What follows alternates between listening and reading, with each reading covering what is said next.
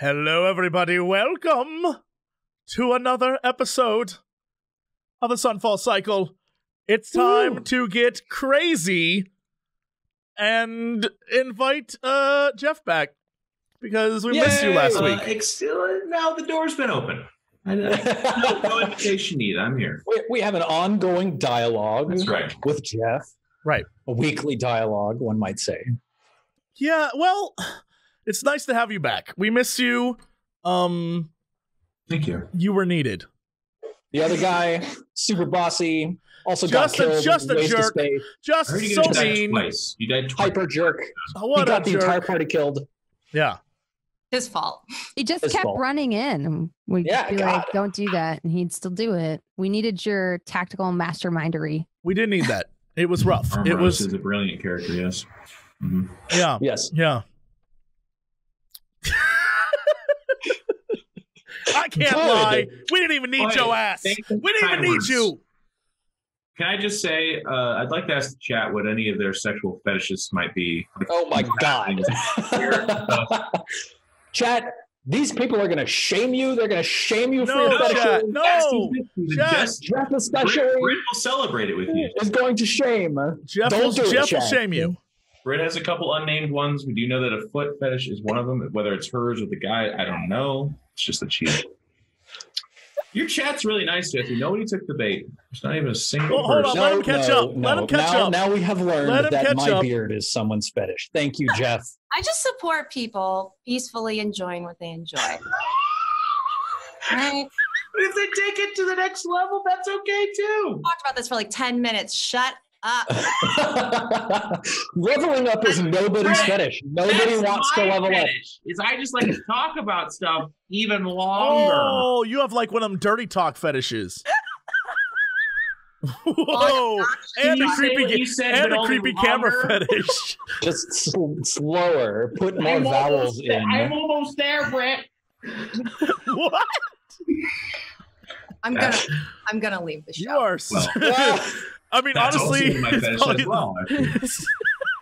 making people leave No. All right, shows. I'll stop. Brett's getting the angry face on. I don't know what happened there. It might be a... I have a certain amount of patience for you every day, Jeff, and we've all gotten to the top of it. Well, hey. That's the end. And If it's it gets worse, we just turn on the fire alarm and you don't have to deal with it anymore. You know what? You can shoot him. You can kill him. I'll allow it. join us next week when we have Kairos back to help lead the party to victory. It's going to be amazing. What is that face? Got a good face. Steven, could you turn yourself down a little bit? And Britt, could you turn yourself up a little bit? Good God. More. Is that better? More. More? More. How was that? Is that better? Chad, is that more? More? I think we've discovered Jesse's fetish. Yeah. Louder! Turn up your volume. Scream at me! Jesse, How's that? would you please comment on my fetish? No, not fetish. Sound. God You damn sound it. great. You sound fantastic. Well, good night, everybody. It's been fun. Well, I'm quieter? All this Remove- turning of knobs. good night, everyone. Thanks for watching. Oh, no. Yeah, we're good. I think we're Good? fine. All right. We're good? All right. Okay. Steven, take it away. Take it away from all this, please. Get us out of Please, here. God. Get us Jesus. into a castle that Okay. kills us. It's Let's safer not than start here. playing Dungeons and Dragons in the death trap that's going to murder you over and over. Good. Yes. So yeah, I just really quickly, there've been like a handful of folks who have mentioned my sound to me. I just want you all to know I'm using a Blue Yeti microphone, and we are trying a number of things in order to try and boost the quality a little bit. It might be compression between Europe and North America, but we're working on it, chat. I'm going to get good sound for you. That's my guarantee. Let's get started with some game. Jeff, obviously, welcome back from BlizzCon, where you were last week. That seems very exciting. The rest of you, what happened last time? Who can tell me what was going on in the last episode? Jesse, how about you? You look ready. No, I'm not ready. Sorry. Hold on. Someone else can take over really quick. I accidentally put the wrong screen on. I want Bronze to do it. I liked her recap last week. It was Bronze. really good. All right. So when we started out, we were still trying to get that blue orb that was behind the blood ooze for that watery tart that said that she needed 3, lied to us, basically bullface lie. And then Armrose got warped out of the party, and this other dude got warped into the party. He thought he was really cool because he had a brush on his head. He wasn't that cool. And he was like, oh, I've done this like 1,000,000 times. And we're like, fuck, we lost, the backbone of the team. We've lost our tank. This is going to suck. And that dude was like, you should totally fight that blood ooze. And we're like, that doesn't seem like a good idea. And he's like, that's definitely how it went down. Yeah.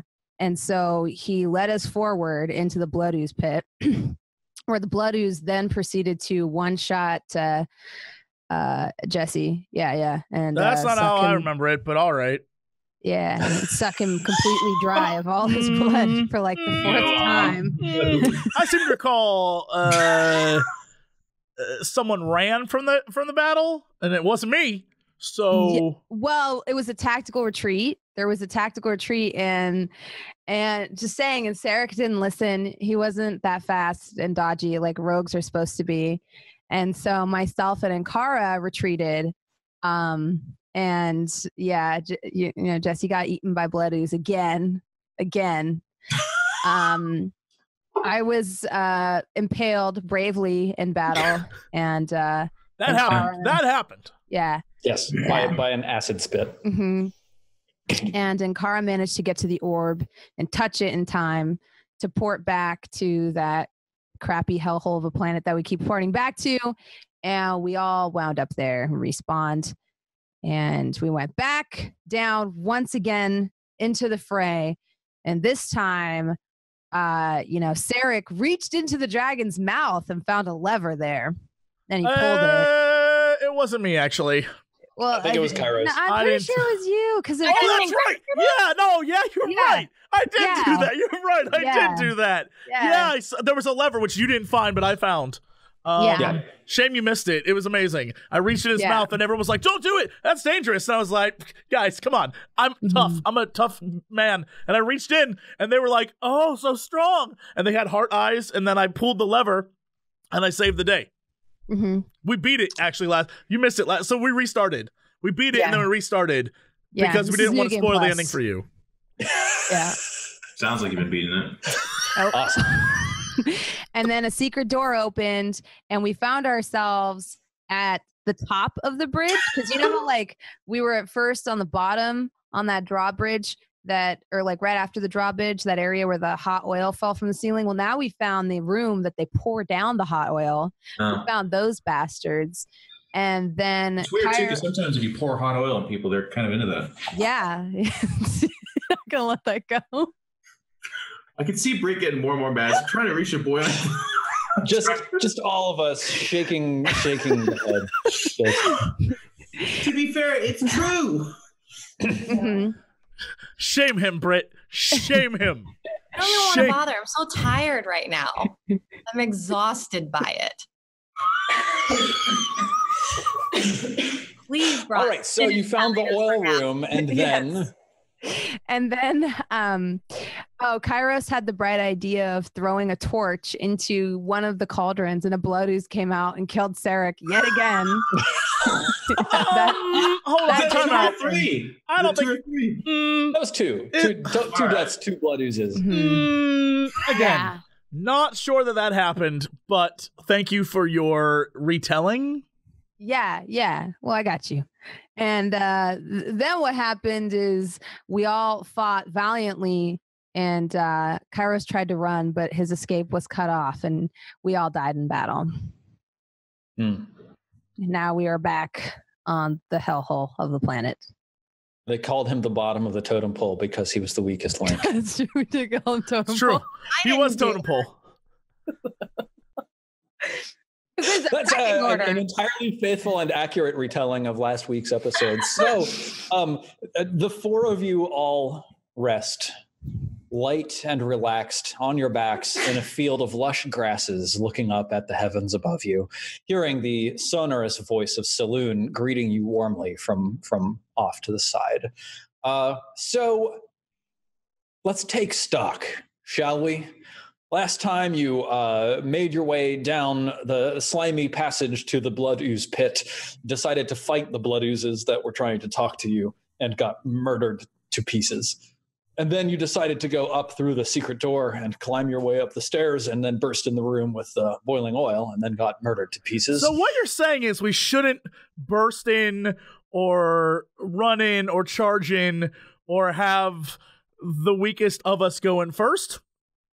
I'm merely posing the question to you, proposing that there are two very clear situations to try to approach and wondering which of them the four of you feel the most interested in approaching. My fetish is the smell of brand new magic cards. What is happening right now? What is going on? I can't. What is happening? I've decided that that's mine. I do have a weird one. It's because my fetish is round numbers and avoiding. I just like her more. I like her more too. Fair enough, you know. I hating myself is one of my round numbers and hating myself. I'm gonna walk down the street tonight to your house. I know where you live. Guys, I prepared an entangle spell. I switched it up on the moon. Oh, that's awesome. Should I not what does it do? I just was teleported back and I'm just with him now. Yeah, are we gonna have like a reunion or is he just there? I mean, I think the way that this works is it's like instantaneous removal and return. So like you wake up on the moon, Armoros is there, Kairos is gone. Armoros, I don't know what you were doing. Maybe you were like fighting in the battle of the Red Wizards. Who knows? Okay. You got summoned away somewhere and now you're back. It's all very disorienting. Yes. And I'm presuming that the tale that Bronze just regaled us with is the actual tale that Aya has told you about their past exploits. So you're caught up on like what has happened in your absence. Yeah. Bronze would never tell the story that way, but Aya is a bastard. So she would. Okay. And yeah, Britt, until you leave the Gardens of the Moon, you can still like swap spells in and out as much as you want. So like y'all could discuss tactics, you could discuss like different approaches or ways you want to go, and then you can change your spells in order to account for whatever you want to tackle. I mean, I have Entangle. I still have Healing Word. Do you guys think I should keep that to help you? Or would you prefer that I switch it out with something else? I mean, I think we need to strategize and use that more if you keep it. Because we didn't start using that until last time. No. Healing Word is a weaker healing spell than Cure Wounds, but Healing Word has the advantage of being long range. You can cast it out to 30 feet, 60 feet? Yeah. Something nice. So I can keep that and we can try to use that. Or I have a couple other things that I could switch it out with, like Ice Knife, which is pretty dope. Or Snare, which is like a trap that hangs people upside down. Oh. Ice Knife is cool. You create a shard of ice and fling it at someone within range. Make a ranged spell attack against the target. On the hit, the target takes 1d10 piercing damage. And then the shard explodes. Britt, I have good news for you. Whoa. You can prepare a number of spells equal to your wisdom modifier plus your druid level, which for you means that you can prepare up to 4 spells per day. So you can bring with you Cure Wounds, Healing Word, Entangle, and one other spell, and then just use whichever one you like. Okay. Do you guys think I should get Ice Knife or Snare? Thunder. Snare. Oh, wait, what does Entangle do? Entangle would be useful for that room full of dudes in the oil room. Grasping weeds and vines sprout from the ground in a 20-foot square starting from a point within range. For the duration, these plants turn the ground to the area into difficult terrain. So someone in the area must succeed on a strength saving throw or be restrained by the entangling plants until the spell ends. Isn't that kind of similar to Snare then? Snare is when you put the rope to create a 5-foot radius. So Entangle covers a larger amount Snare of. is also like it lasts for like 8 hours, so it's a thing you can set up long in advance and then lure someone Yeah, into. it's kind of more like a trap thing, where if we can tangle, like, Oh. if we run into a bunch of people, we can stop them from running at us. Yeah. Oh my god, I have a plan. I have a good plan. Oh, I have a good ass plan. Are you ready for this? Go on. Do you want to hear All this? right. Go on. Okay. That punk ass bitch in that cell, who when we let out ran away and gave us a fake ass thing on the stairwell leading up that he exited out of, as we go back and do this again, snare those stairwells, when we're like, well, yeah, sure, we'll let you out of the prison. We let him out of his damn cell, and then we snare his ass, and then we make him give us his loot. Have loot? We want to. He We did. can He had. feed him. We he can had, feed like- him to the blood ooze. Yeah, we can do anything we want to him. At that point, we got him. Within reason. I mean, look. Let's trap him. I want to hang him upside down. This will be great. Yeah, this is like, oh okay. man, I love it when a Should I plan get comes together. entangled? You guys want entangle and snare? Yeah. Cool. Yeah. That'll be Done. good. I'll put this in while you guys continue discussing whatever you need. Super awesome. Do any of you want to like go buy anything from Maine? Do you feel like your equipment lists are all taken care of? I think I'm good. Okay. Bronze, Jeff. I think I need to refresh one of my kits Yeah. because I think I used my last. Yeah, I used my last bit of my last charge on my my your scribe's kit. Yeah.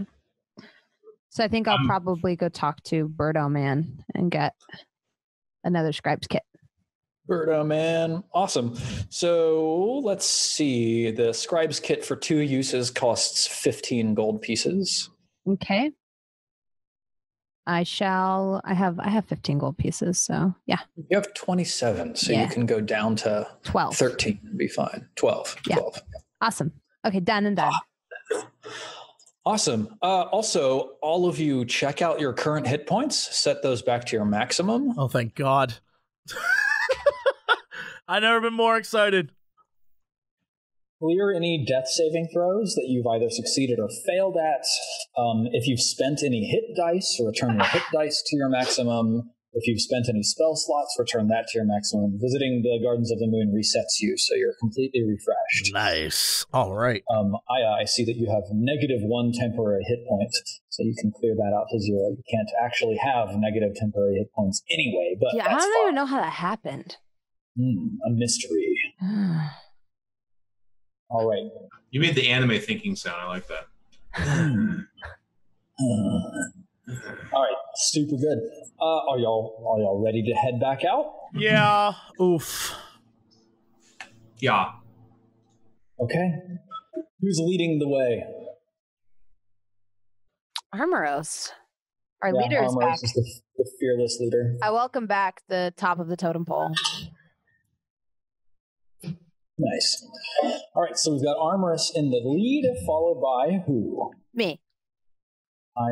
And then I'll go. and Kara following Jesse at the back. All right, great. So the 4 of you place your hand on. Oh no, wait, right, yeah. You gaze into the reflecting pool in the Gardens of the Moon, and when you suddenly look around, you're standing there in the guard room. So let's see. Yes, in the center of the guard room, of course, there's a table with chairs and an abandoned card game on top. On the north wall, there's this large stone fireplace with a draconic head carved over the mantel. It is swung open and reveals a staircase behind it. In the southwest corner, there's a curved dark stairs descending down, and you hear echoing up from them the whispers of the jailer from below. We know exactly what to do with you, you little snot, etc. In the center of the western wall, there is a staircase descending down to the door that leads outside to the portcullises that you have come through a number of times. So, what's the plan from here? You were all talking about going to the Blood Ooze pit. I feel like we could do the battle upstairs now that we've kind of adjusted our strategy? Well, I don't... What if we inquire about the man in the cell and see what he knows about upstairs? Because obviously he had to run somewhere, and he didn't run to the courtyard, so perhaps he ran upstairs and knows a way out that way. Because he went missing, and then we found a secret passage, so maybe he took the secret passage. You're right. And plus, he might know a way past all those guards because they were alive. Also, we should snare him.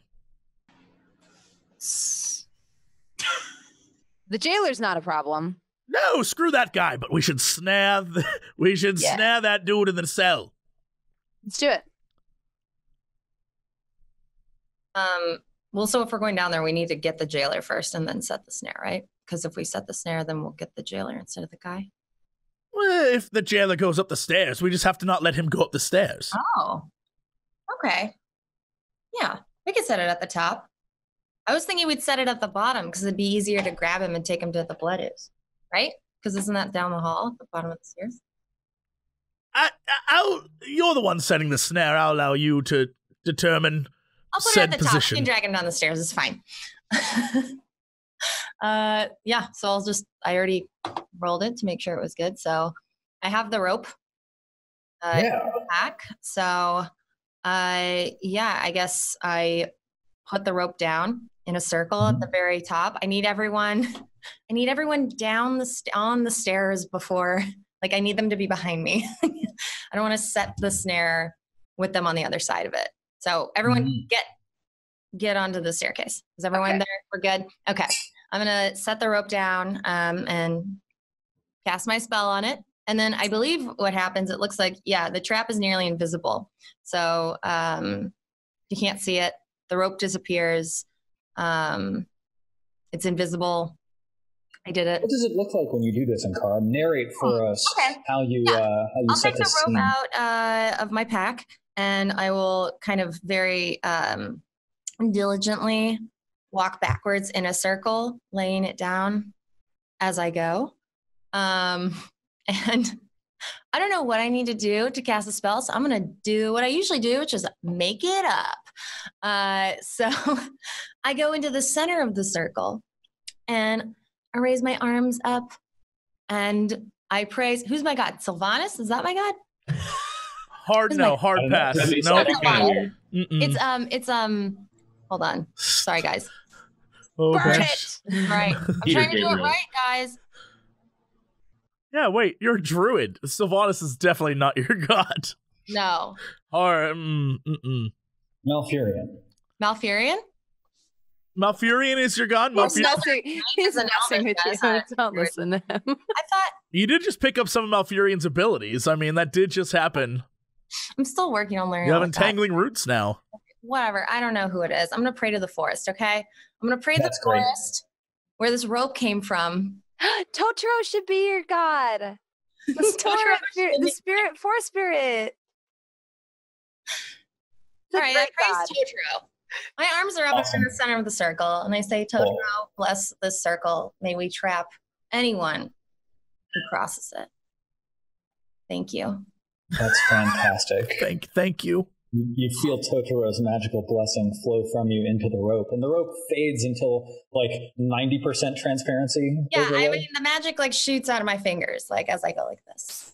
Cool, awesome. Totoro empowers me, and then I do this, and all the magic comes out. And now it's a trap, and now we can go downstairs. Awesome. So you follow the rest of your team down the stairs. All right.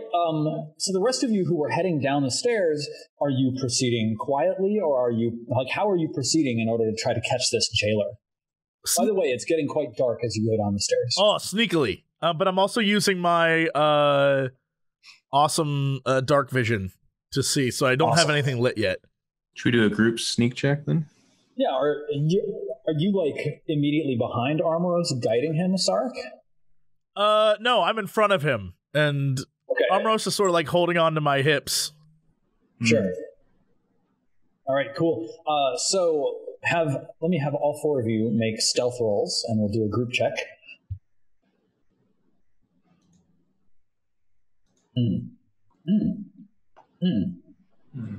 Mine was not very good. All right, so of the four of you, you managed to roll a 15 total for stealth, which is not too shabby. Let's see.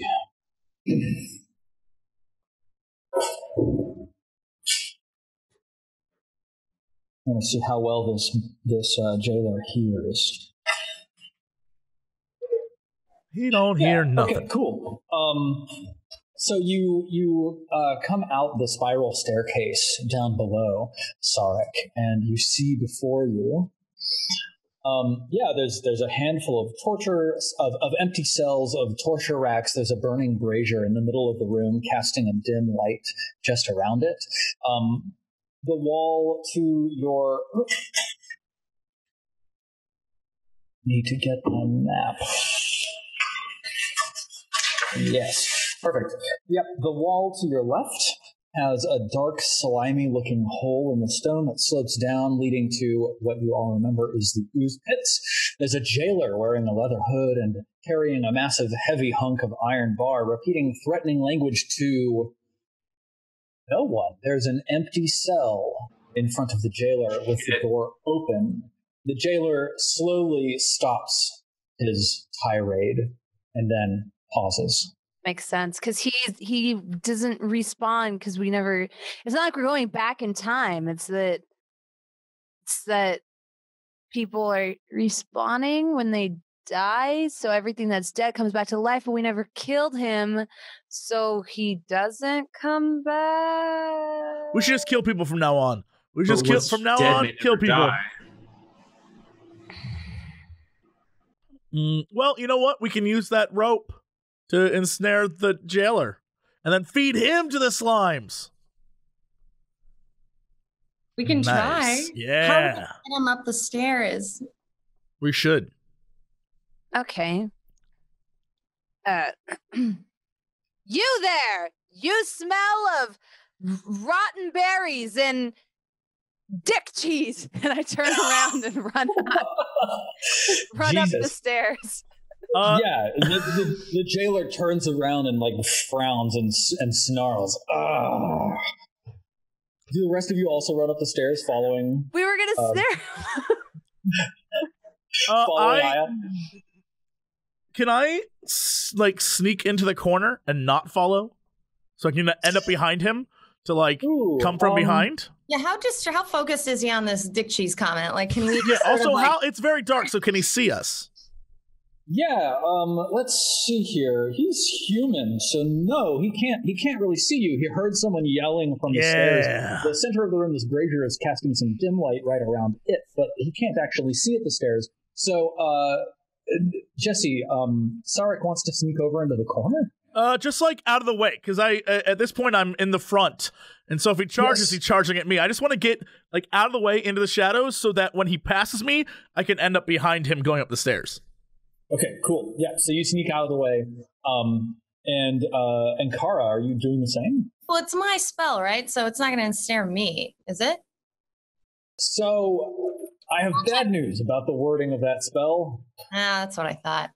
The trap triggers when a small, medium, or large creature moves onto the ground or the floor in the spell's radius. Yeah. So it's actually explicitly neither... It doesn't discriminate between friend and foe. You also said whoever, your wording of the spell was also suspicious too. You said whoever steps in the, you brought this on yourself, really. Totally. Except that. Yeah, I'm gonna try and sneak in then, because I don't have. Come on, sneak with me. Let's sneak. Come on. Let's Come on, let's hoodoo. I think I've got an idea too. Pink Panther. Yeah. All right. So the two of you sneak out to the side. Aya, you're running up the spiral stairs, and Armoros, what are you doing? So two people are trying to sneak, and she's running upstairs. Yeah, two people peel out of the stairwell and go to either side. It's very dark. You actually can't even see them as they move in the darkness. It's dark, but you can see this jailer moving into the firelight of the brazier. He's probably 20 feet ahead of you. Well, as far as Armor is concerned, the plan was to try to ensnare him. So I guess I go up the stairs as well. Okay, cool. Aya, you get to the top of the stairs. What do you do? I'm going to try to, I'm going to try to flatten myself up against the wall and cause like it's like a staircase, right? And try to and then at the same time using my ability, cause I have the ability to speak to people in their brains. I'm going to try to whisper into his brain. What do I want to say? Like, oh, if you think you're such a big tough guy, meet me by the dragon statue and let's have it out. All right. Awesome. Are you trying to like intimidate or threaten or threaten goad him? or something? Goad, yeah. Roll me an intimidation check. Oh gosh, okay. I'm not very intimidating. No, you're not. All right, Armoros, you get up to the top of the stairs. Aya has like just before the last turn of the stairs, she's like pressing herself up against the wall. Do you have like a silly like devious grin on your face, Aya? Are you feeling very clever? Yes. Okay, yeah. You see Aya looking like she's feeling very clever about herself. What do you do at the top of the stairs, Armoros? Armoros is completely fucking baffled because he doesn't see two of his teammates and he just sees her pressed against the wall smiling. Yes. So he's like, he's going to give her the weirdest side glance, like, what the fuck? And then he's going to kind of turn back towards the stairs, shield up, sword out, but keep looking back at her, waiting to see if she starts to make sense. You haven't actually exited the staircase. Are you going up and standing in the room up top? Is she in the room? No, she's on the turn of the staircase, like pressing herself up against the wall of this spiral staircase. It's exactly like I just said. I'm just facing down the stairs. Okay, cool. So you shield up. Are you like, is she in front of you or is she behind you? She's behind me. Okay, cool. You shield up. Yeah. Ankara and Sarek, this jailer comes stomping past you between the two of you. He's within 5 feet. Either or both of you could make an attack right now. Do you want to? No. Nope. Okay. All right. He passes between you, goes stomping up the stairs. I think the next thing that happens is Armoros, you see him coming around the stairs into line of sight. And now I need everybody to roll initiative. Sweep his legs. Just sweep his legs and flip him over you, and then he'll land in the snare. Right? That's how that works, right? Let's see. Look at my icon first, but I see where my guy is. He'll trip. Oof. This jailer got a terrible roll for initiative. All right. There we go. Fantastic. Ooh, All right, Jeff. This guy stops straight up in front of you and like tries to wrestle his iron rebar out from where it's like trapped between himself and the wall, and you have complete and utter control of the situation. What do you do? Do what Armoros does. Swing at him. All right. A 20 is a hit for 5 damage. Not too shabby. Well done with that first blood. Sarek, he's just walked past you. You hear Armoros shout and then the clang of steel on steel. What do you do? Yeah, I want to, as sneakily as possible, shoot off my short bow and try to hit him from behind. Cool. Yeah, so you're like sneaking your way up this spiral staircase. Yeah. Okay, I'm going to give you the benefit of your earlier 15, which is decent, and just let's say you make it all the way up to the back of him, and like he doesn't even know you're there, so I'm not going to give you disadvantage on your short bow attack, even though you're within 5 feet of him. It's a tight spiral staircase, so go ahead and make your roll. Okay. Unfortunately, because the dice are rolling your normal and then whether you have advantage or disadvantage, you roll an 8. So an arrow goes sailing up past Armoros's ear into the room above to clatter against the open doorway with the dragon head. Oh, he's gonna wonder who was in there, and he's gonna be more interested in going in the room now. That's You're welcome. definitely what's going to happen. You're welcome. And Kara, what do you do? Sarek just wound his way up the stairs. Yeah, I'm going to go up there and shoot some fire at this guy. Cool. So you're conjuring flame, huh? Yeah. Very cool. And then you can make an attack. Wow. And you cast this spell. You can hurl the flame at a creature within 30 feet of you. Make a ranged spell attack. So that's a d20 plus 5 for you.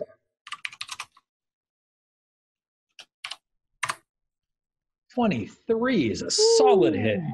Your flame bursts on the back of this jailer. Roll your 1d8 damage. No. 3. Hey, it's better than nothing. You're already doing well. Aya, you're standing right behind Armoros, and this jailer doesn't look like he cares at all about your incitement to run to the dragon head. Mm-hmm. What do you do? So Armoros is in front of me, right? Yes. Okay. Do I need to worry about potentially hitting him with anything, or? No. Okay, awesome. I've just been playing Pathfinder a lot lately, and so. Yep. In that case, I'm going to quickly just pull from my sleeve my skull and throw an Eldritch Blast at him. Go for the tried and true classic. Oh, yeah. That 21 nails him right in the chest. Roll your damage. 13. God. Damn. That Eldritch That was Blast a crit. is I got a 10. I got brutal. All right, jailer time. Jailer snarls at you, Armoros, and strikes with his iron rebar. Let's see, +4. Mm-hmm.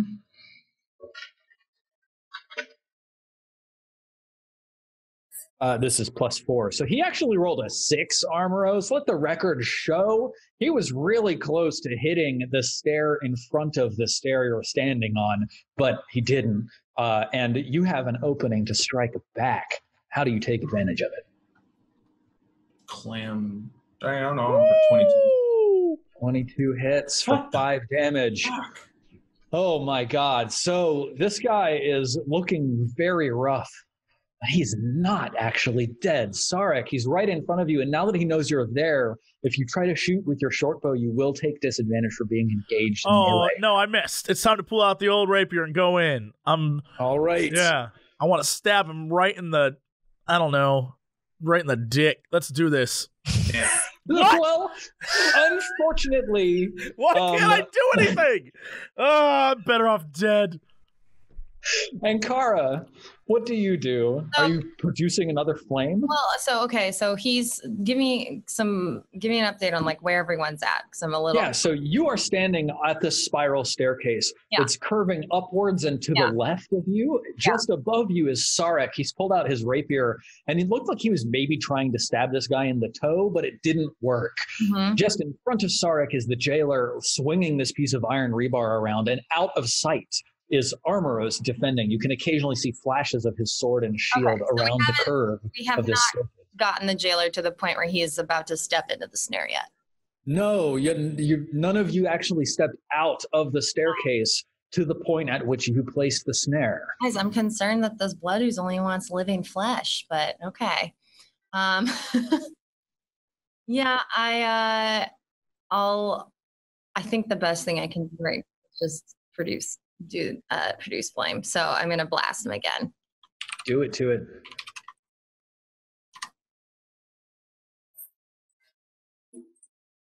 A 14. Ooh. Yeah, I think your produced flame smashes off of his hide armor. Not quite catching and dealing no damage to Ready him. for the fire this time. Aya, it's your turn. This jailer has like the black pooled eyes, right?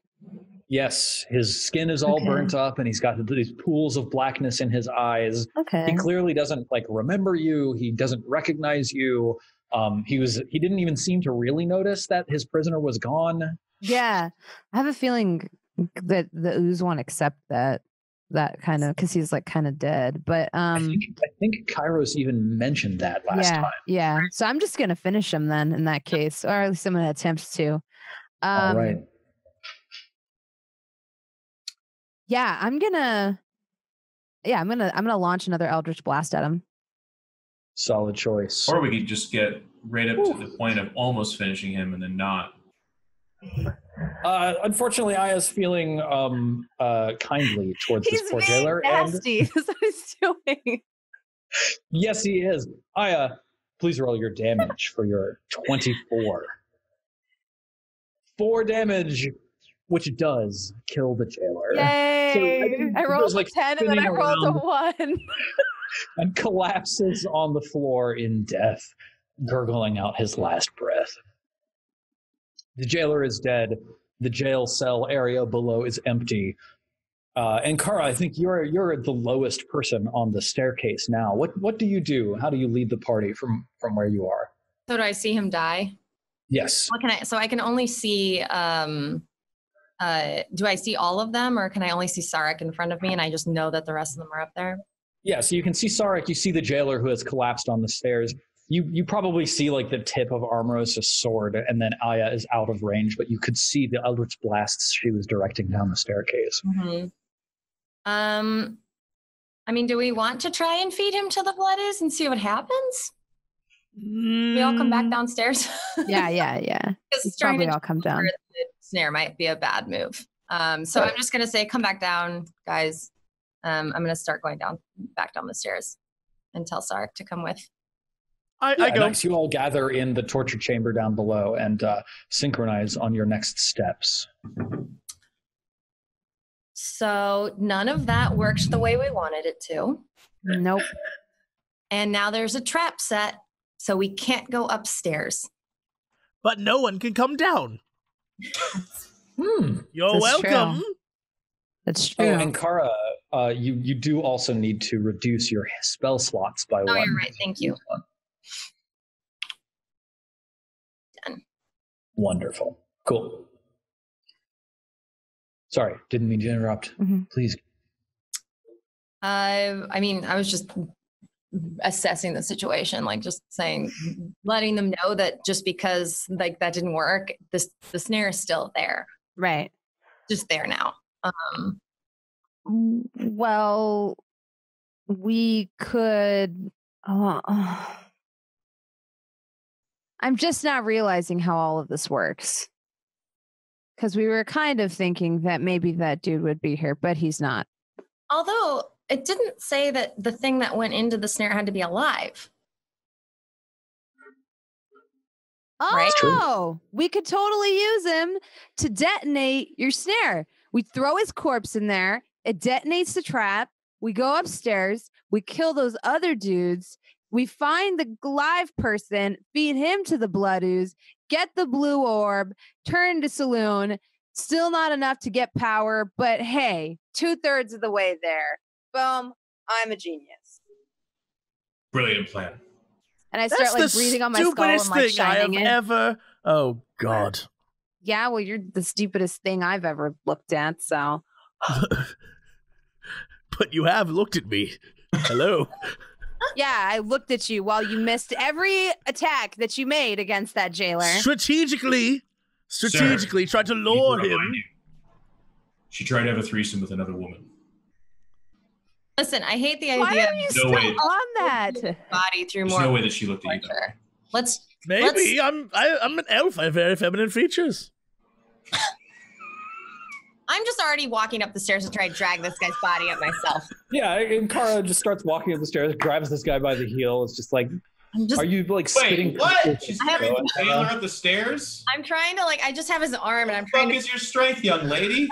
drag him. I have his arm and I'm just like. Just like in the background, like. Yeah, totally. I really try to help her because this conversation is disgusting me. Yeah, okay, so Armos is very confused and sees two small people trying to carry the jailer and understands his role in life. So I will go carry the jailer.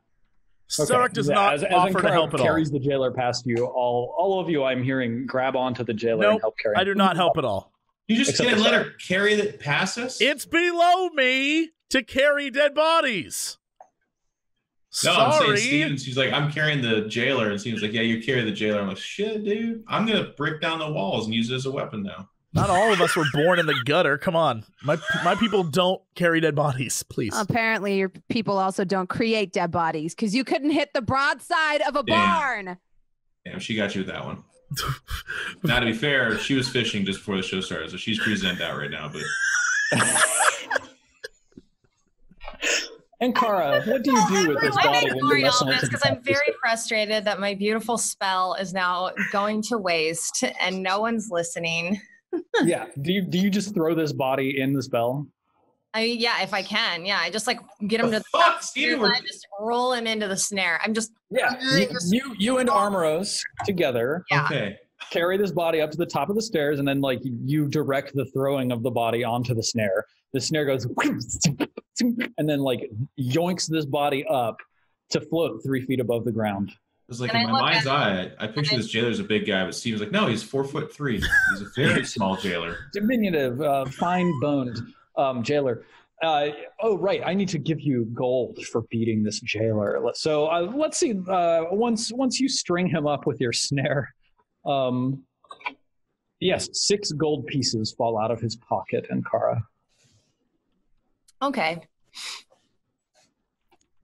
People want this gold. I'll give 2 to everybody else. Nice. Okay. Thank you. It's 2 gold pieces. That's very sick. Yeah. That's I'm very disappointed sweet. to see this dead human body floating in the air because of my snare. It's really floating upsetting. beautifully. Like really, the rope is wrapped around one ankle. He's like really like just totally disarmed. I'm Oh, thinking it's about better how- that it's floating, Brit, and that you didn't let it hit the floor, I guess. You didn't let the body hit the floor. God. Oh oh my That's it. I'm standing there shaking my head because I'm thinking about all of the people in Murad who would be just so disappointed to see what I've done with my abilities. It's true. I just want to move away from it. I like pat her on the shoulder, and I'm like, at least we know it works. Not that I ever doubted your abilities, but it works. So that's cool. You're a very powerful druid. Yeah. That's for certain. Yeah, that's awesome. Yeah. That's such a good job. Right? I mean, it lifted this guy right up. He was very strong. I say we throw the blood ooze in one of those and be done with it, you know? Indeed, yes. I bet you could catch one. You're very good. That might have been a better use for it.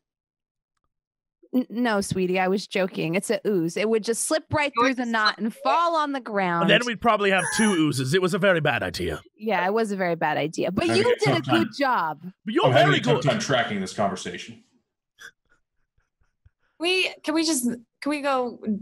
Let's go anywhere else than where this dead floating body is at. Can we just get away from this thing?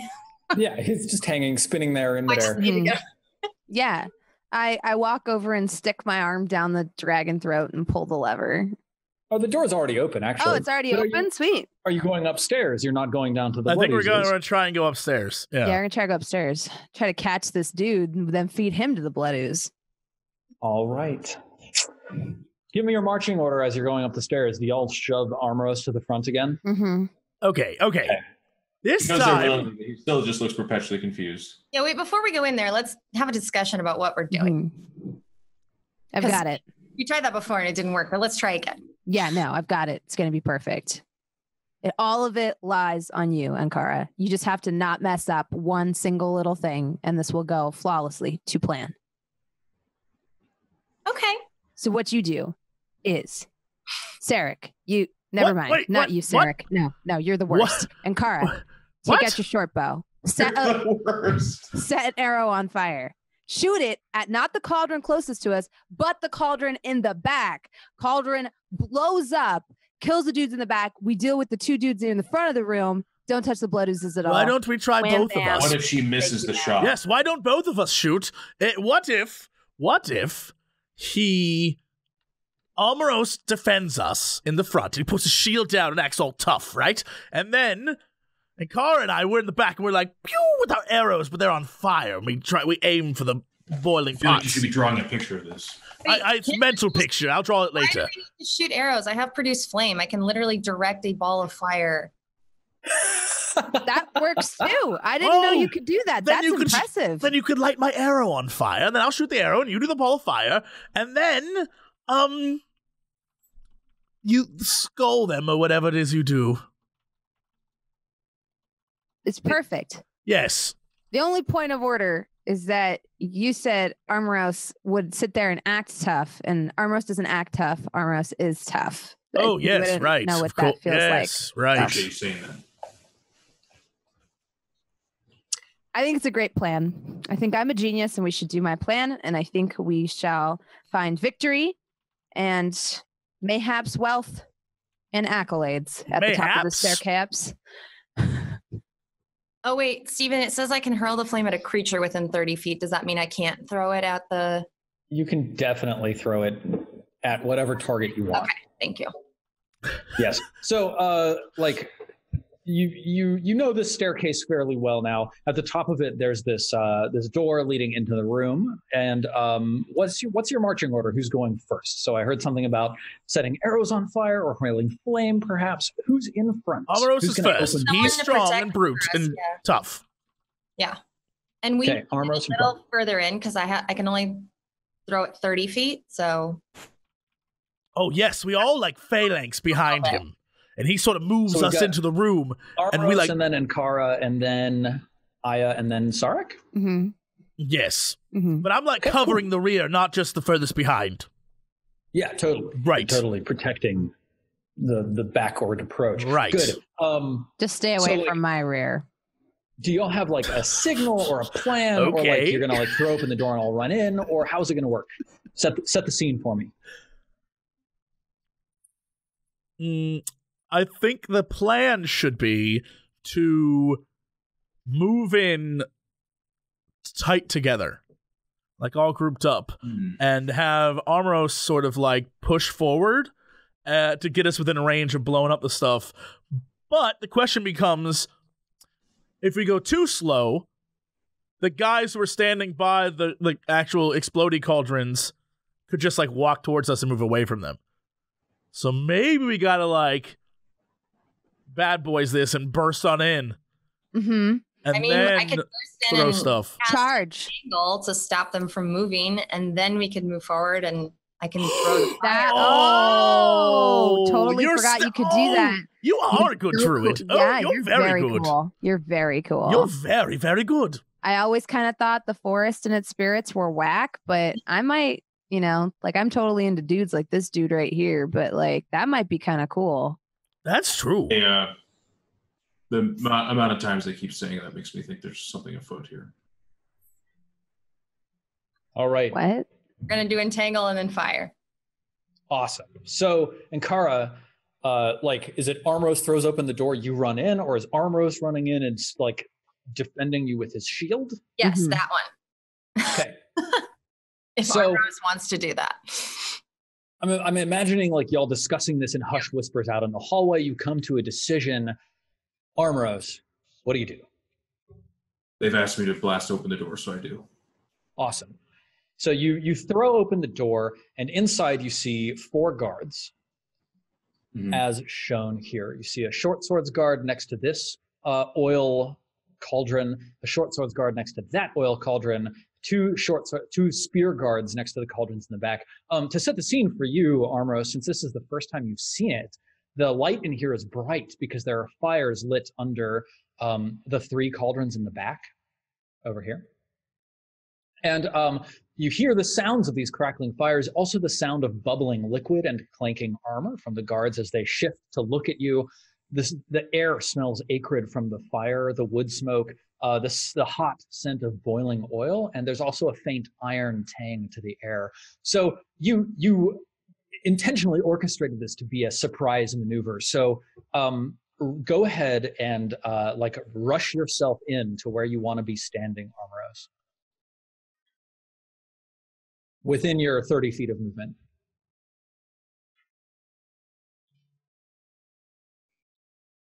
Cool. And then Ankara, go ahead and move yourself to where you want to be.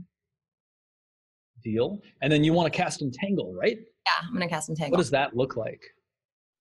I guess I don't have it, so I'll kind of start whispering under my breath the spell of casting Entangle, and then the roots and everything kind of just start appearing, and then as they start, they very quickly spread across the floor and wrap around the guy's ankles Nice. Sort of like crawl into as many cracks in the floor and in the concrete or the rock as they can. So it's just covered. The floor is covered now, and they are stuck and wrapped up in all of these. Super cool. So go ahead and click the spell. So we put it in chat so we can see the details specifically. All right. It's a concentration spell, which means that for it to last, you have to keep focusing on it. Mm-hmm. For the duration of a concentration spell, you can't cast any other concentration spells, but most of your spells are not concentration, so that's no problem. Grasping Weeds and Vines sprout from the ground in a 20-foot square, starting from a point within range. The range is 90 feet. So where do you want to start this spell? What's the center point? I think I'll start it kind of right where that short sword guard A is. Yeah. Because I can basically cover almost like the entire room if I want to. Basically. So what I'm going to do is have it actually, Armoros is like standing right next to that other short sword guard. I'm going to have it come up and get the short sword guard, but avoid, like it'll go right in front of Armoros's feet and around. And I'm going to basically leave the part behind us open. People, our group can move around, but everything from here and down and over to the left. So basically that bottom left corner spreading up and to the right. So hang on. I'm not quite following you. All you can do is define a center point, and then it extends. And it extends out. I'll just get the three guys up top. Yeah, maybe throw it in the middle of the three guys up top. Yeah, I'll just do that. Yeah. Okay. So click to ping the map so I see where the center point is. I don't know. I think it's click and hold. Oh, there it is. Yeah, I just had to click on my character. Did you see it? No. There it is. See? There we go. Okay, cool. So here? Okay, awesome. Let's take that and turn it green and then do that. Oh yeah, the range is 90 feet, but it's a 20-foot square. My bad. Yeah, exactly. So any square within 90 feet can be the center point. Yeah.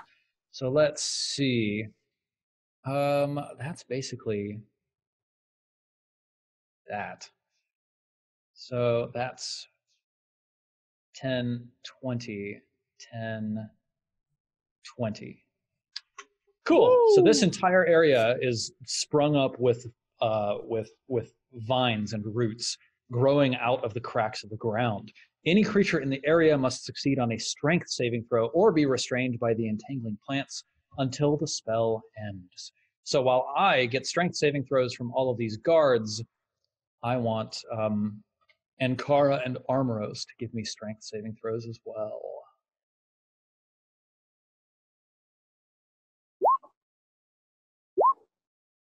Oof. I don't need it. So here is Spear Guard B.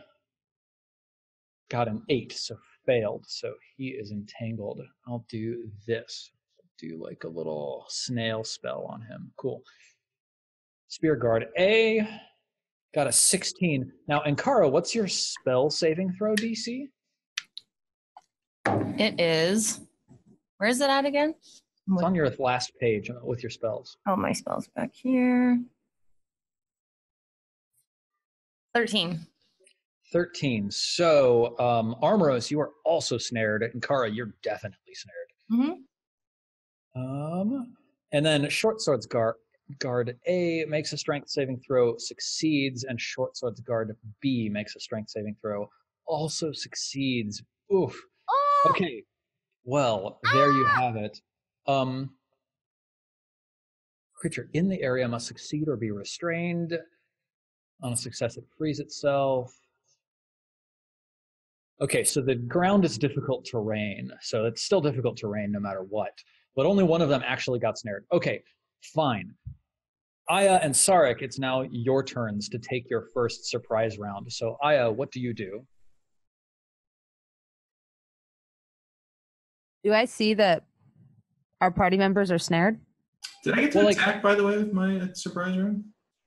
Yeah, actually, Armoros, you totally do. So go ahead and make your swing. Thank you. Sorry, yeah, you get a full round on your surprise round. 22 hits, roll your damage, 12 damage. So Arrows, you ran in and just beheaded this short sword guard. Nice.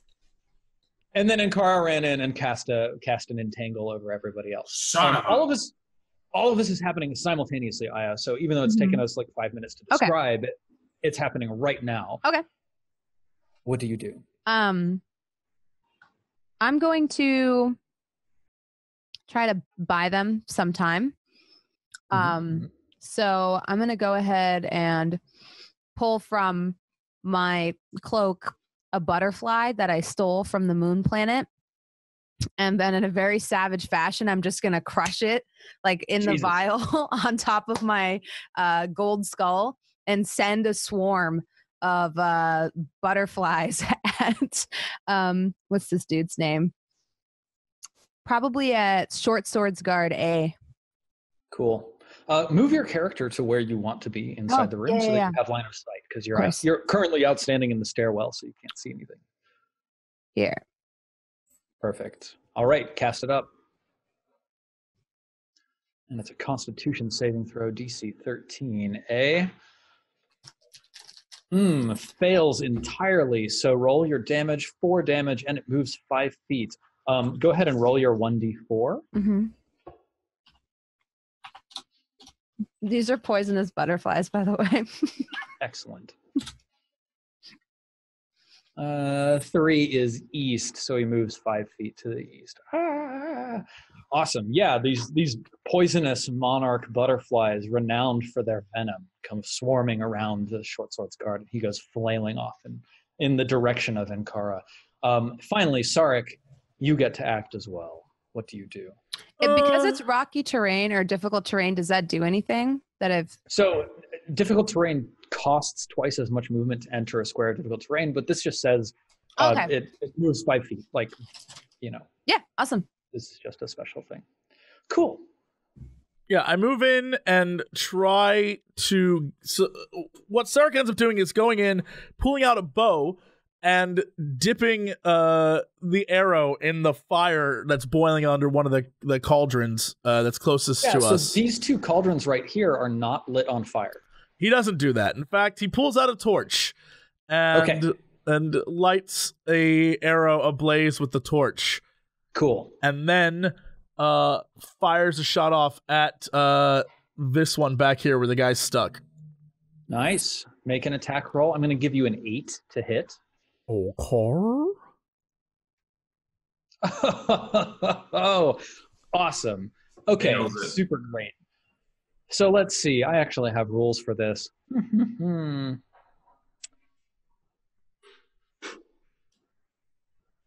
Did you do a barrel roll, Jesse, by chance, when you came in? I did an oil roll.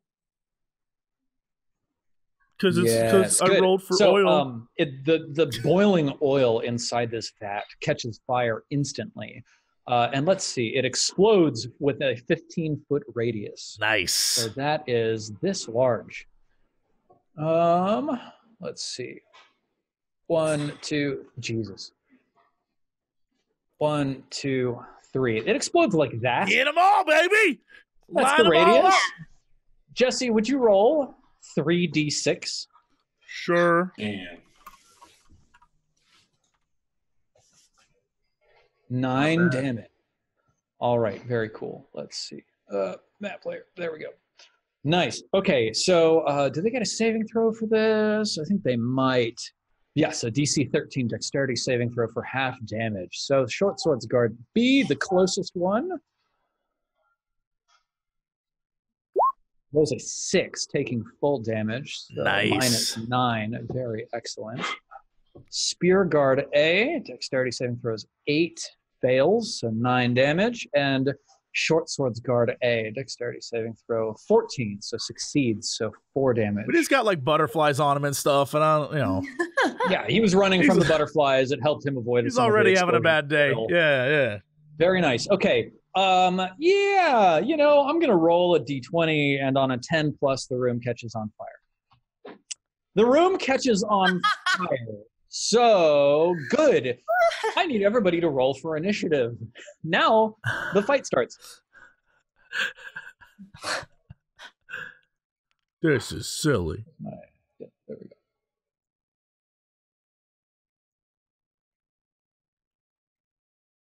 Oh my god, we're adding double entries on this. That's terrible.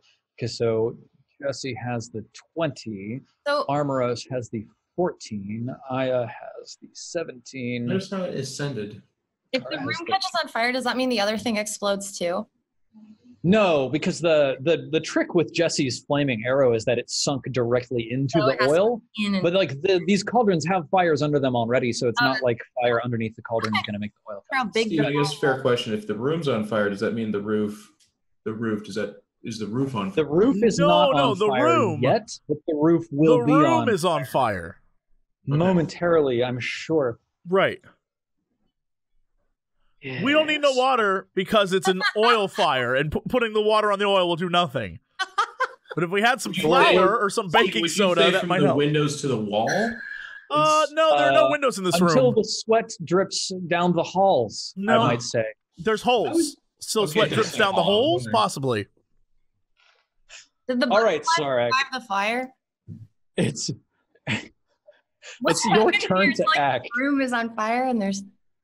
Well, I butterfly- mean, yeah, the room is on fire, but technically, we didn't start the fire because there was a fire underneath the cauldron. It was so always burning. You It were was right. always burning, You were really. right. Of course. Of course.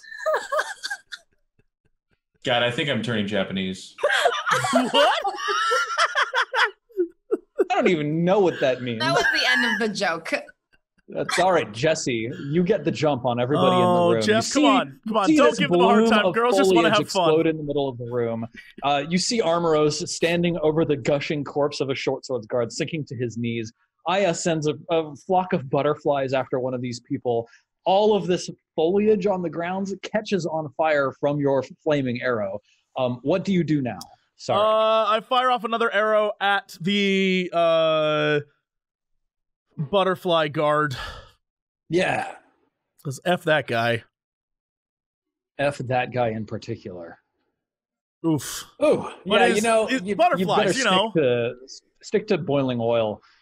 Short Swords Guard A sees that you are flinging arrows in his direction. And he's actually standing within the fire, so let's see. He's going to take 1d6 fire damage at the start of his turn. 4. That hurts. And then he runs over to you, so that's 10, 20, 30. He still makes it to you. Attack of opportunity. He didn't leave your threat range, Armoros. So Came he inside my threat range, Steven. did, it's true. He makes 2 attacks at you, Sarek. One with his main hand for a 17, one with his off But he hand has for 5. butterflies on him. He does have butterflies on him. Disadvantage. They look very nice. Objection. You take Disadvantage. 4 piercing damage from the Objection. main hand. I All right, want you to Steven. hear my argument, sir. Spear Guard A is also in the fire, so So I he take takes 4 damage, is what you're saying? 1d6 damage. Spear Guard A collapses in flames as the burning foliage climbs up his legs and kills him. All right, excellent. That's the end of that. Bronze, it's Aya's turn. Mhm. What are you going to do? I'm going to launch an Eldritch Blast at the short swords guard that's behind Armoros. Yeah. Actually, you know yeah, what? I'm not got going to do that because Armoros is What? going to take care of him next turn. There's no point in doing that. I'm going to launch it at the spear guard B. Do we want to try and, since he's like trapped in the entanglement, do we want to try and keep him alive and drag him down to the blood ooze? Or are we just going to take dead bodies? Yes, Or- that's such a great on that. idea. That's That's Are such they a You actually get to decide on the killing blow if it's fatal or not in 5th edition. Well, hold on. Really? It might be better. Yes. It might be better to capture the guy closest to me and Armoros because the dude who's stuck is currently in a fire and the ground is roots, which is probably kindling, thus making him even more on fire. Also, do these guys have the blood pool eyes? Because that means that we can't use them anyway, from what Kyra Their eyes said. are black Oh, pools right. of shadow. All right, they're all Yeah, murder these fools. Yeah. All right. I'm gonna launch an Eldritch Blast at Spearguard B then.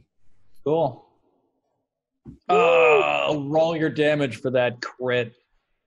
What does it look like when your Eldritch Blast crits this guard for 17 damage? 17. Yeah. So you see like this like flying blob, like just go across like an ethereal flying blob go across the room, and you just see it like hit the guard with like almost like an ethereal wet sound, like a, and you just see tentacles splay out in every direction, wrap around his head, and crush his skull.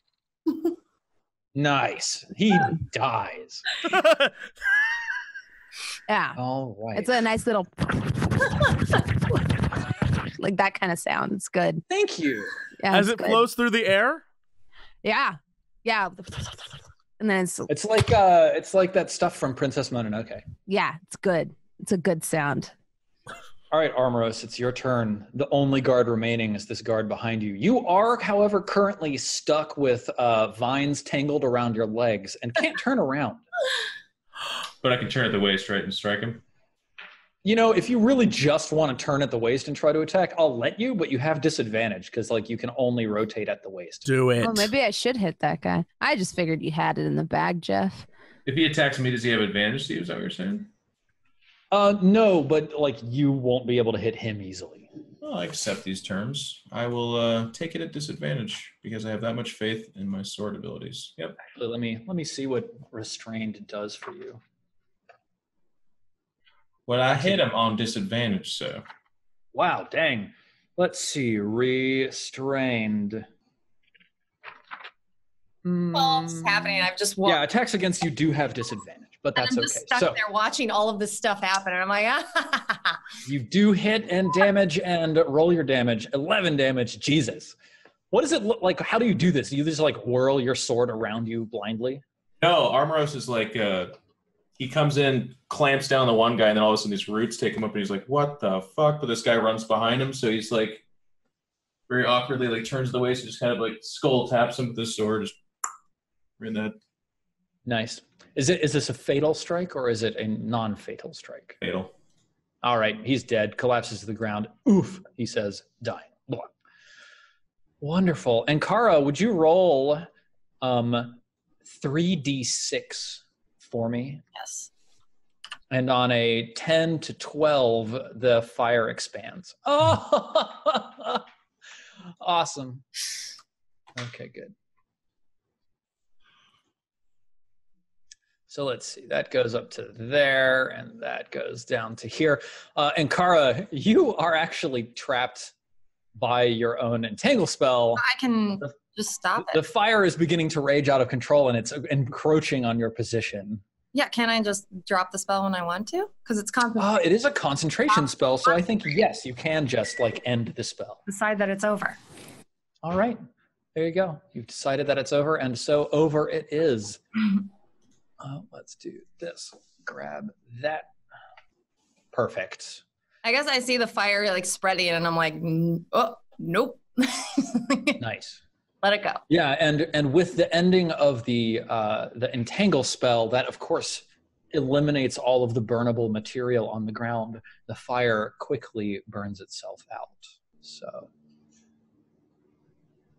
very nice. Then we begin the looting, Stephen. Yes, then we begin the looting. All of the burnt bodies. Glorious burnt bodies. They were already burnt. I mean, let's be real. What? How do I grab this dang? Yep, there we go. Duh, gone. All right, fantastic. So let's see. I think each of them gives you 1d4 gold pieces. 4d4. Yeah, you earn a total of 12 gold pieces, which divides very nicely into 3 gold pieces each, if that's the sort of thing you care Yeah, about. we can do that. Yeah, we could do that. Equal for everyone. Yeah. Make sure that you're taking notes of the gold that you're accruing. All right. So yeah, this room does have one other door at the north end. I'm going to say that y'all all take your 10-minute, sort of recovery after the fight. Okay. You lose another segment on the clock, so the clock is down to 8 segments. Can I get some of my life back? If you wanted to take 10 minutes and take a short rest, then yes. So that wasn't part of that 10 minutes that we just got? No, a fight itself takes 10 minutes. Gotcha. All right, never mind. I'm fine. I ain't gonna. Oh yeah, your strategy was brilliant. Well done. Thank you. Your execution was brilliant. Thank you.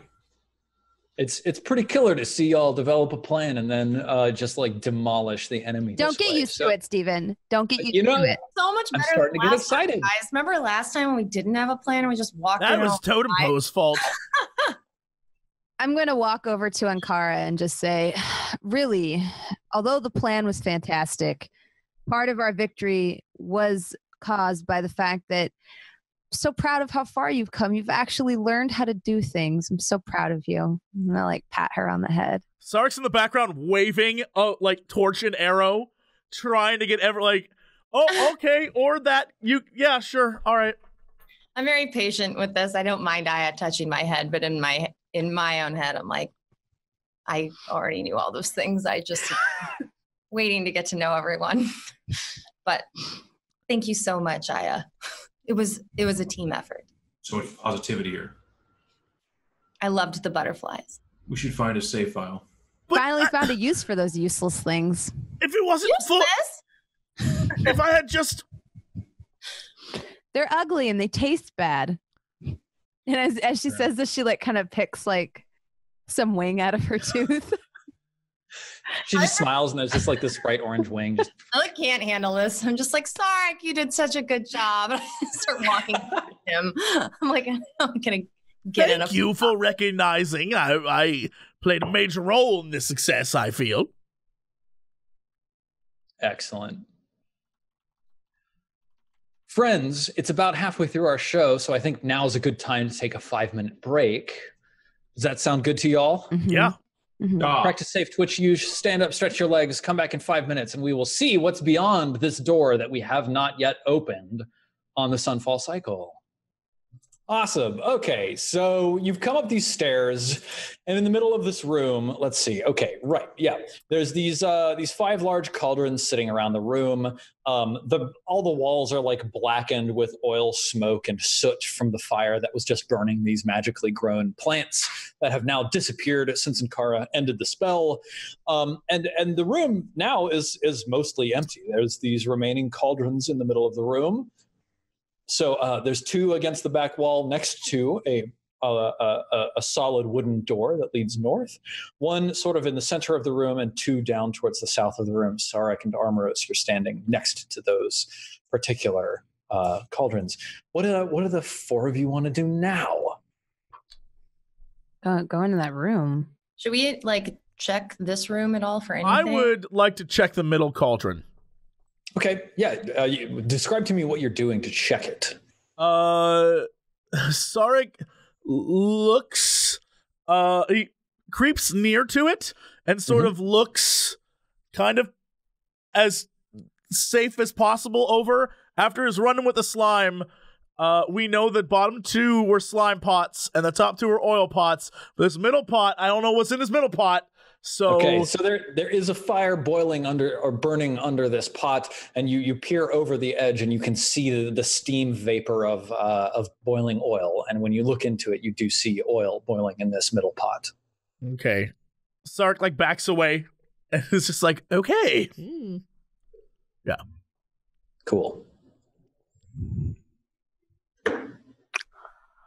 What if we take these cauldrons full of blood ooze and hold them as ransom to the big blood ooze and say, hold the torch over or whatever and say, listen here, we're going to kill your babies if you don't let us through. I don't think that's how ooze works. Are we able to dump the boiling oil through the holes to like onto the blood ooze underneath? I think it leads to the chamber in where the portcullis stuff was. Okay. Right, but there is a hole above the blood ooze. There's an opening, and if we keep following this, maybe we can pour hot oil on the blood ooze. Because remember, there was a hole above it when we were down there. That's true, but how do we know which hole is which? Well, find out. Or we could try taking the baby blood oozes as ransom. I feel like that's a terrible plan. That's very risky. Yes. Why? I don't know. Have you ever been eaten by an ooze? Baby or otherwise, it's unpleasant. Baby blood ooze? Oh. Are you a professional baby blood ooze wrangler? Rancher. No, but maybe it was just a thought. Sorry, I'm just imagining someone saying "Giddy up, baby blood ooze." It's not that funny. I'm sorry.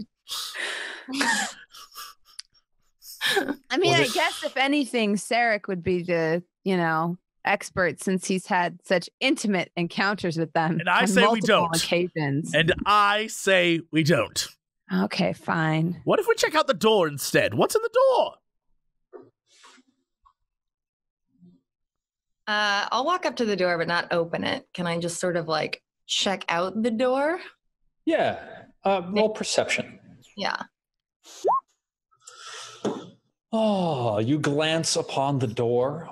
It's an old, sturdy wooden door. It looks like it's been like refurbished a number of times. So you can see in the walls, there's like a handful of like spots that hinges used to be set into, but they've been removed or like filled with like plaster or cement or something like that, as the hinges and door have been replaced a couple of times. This looks like normal wear and tear for a palace compound of this size and age. Seems like a door. It opens away from you into the next room. Let's see. After you. Maybe since you're here and you're doing an intentional perception, you hear the sound of like metal clanking against metal, just very faintly from the next room. Just a soft susurrus of clanking metal. We shouldn't. You know what? Amuro should go in first. It's going to be some guy who's like, I'm the armorer, and he's going to have a big hammer, and I'm not okay with this. I know. Trust me. We are going to end up having to kill someone. How rhythmic is the clanking? Arrhythmic. Ah, okay. So it's not a mechanism. All right, yeah. I'm telling you, it's going to be like, I'm the workshopsman. We can't. This whole place is dangerous. I'm imagining like in Sarek's vision, like Armoros opens the door and there's like some huge dude with like burnt skin and like a molten iron sword and a huge hammer clanging down on it. And like Armoros goes running in and like this molten iron sword just like shears through Armoros's head. And then he throws the hammer and like Aya gets like plastered and brained against the far wall. This armorer like literally picks up the fireplace and hurls it at Ankara, and it like falls down onto Ankara and burns her, like ashes come spewing out the top. And that's the end of Sarek's vision. It's terrible, right? It's terrible. Fair. But I think Amuro should still go in first.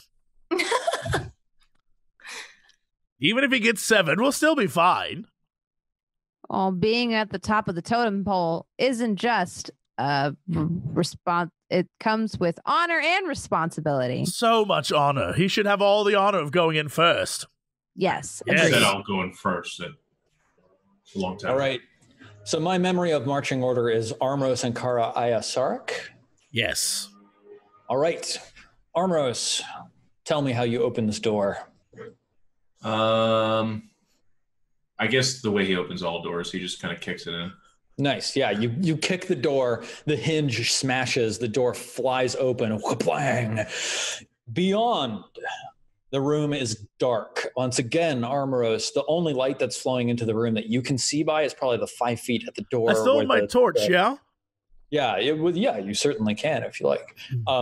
There you hear the sound of gentle metal tinkling, and those of you behind Armoros can see a whole lot of chains draping down from the ceiling, all swaying gently, some of them clanking against each other, some of them just clanking with their own movement. The room smells a wash of metal and grease that flows into your nostrils, Armoros. Let's see. So Ankara, you have dark vision, right? So you can see chains hang down from the ceiling in profusion, vanishing into a darkness in the rafters above. The links of the chains sparkle faintly, especially high in the rafters you see sparkling more prominently. There's a ladder along the back wall that you can see through all of these chains that ascends upwards into a room above. And also in the northeast corner of the room, along the left-hand wall, there is another heavy wooden door of the same type as the one that you just opened. And that's all you can see. Other than that, the room appears to be empty. I guess I just relay all of this information to the group. Are these sparkling? Is this like a enchanted sort of sparkling, like a cursed sparkling? You look at the sparkle more closely, and you can see a blue tier of saloon glowing from its perch high in the rafters. We gotta go up that ladder. Oh, we have to go in there. We're gonna go up the ladder. Well, hold on. I want to throw my torch into the middle of the room. Okay, yeah, you throw your torch into the middle of the room. All right. Does it illuminate more? Do we see more?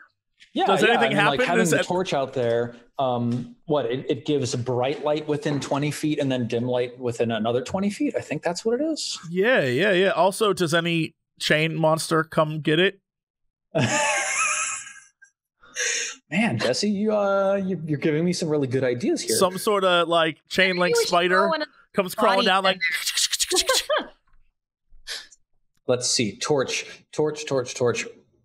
Yes, bright light for 20 feet, dim light for 20 feet beyond that. So Sarek and Ankara, you can both see in dim light as if it were bright. So now for the two of you, this room looks fully lit.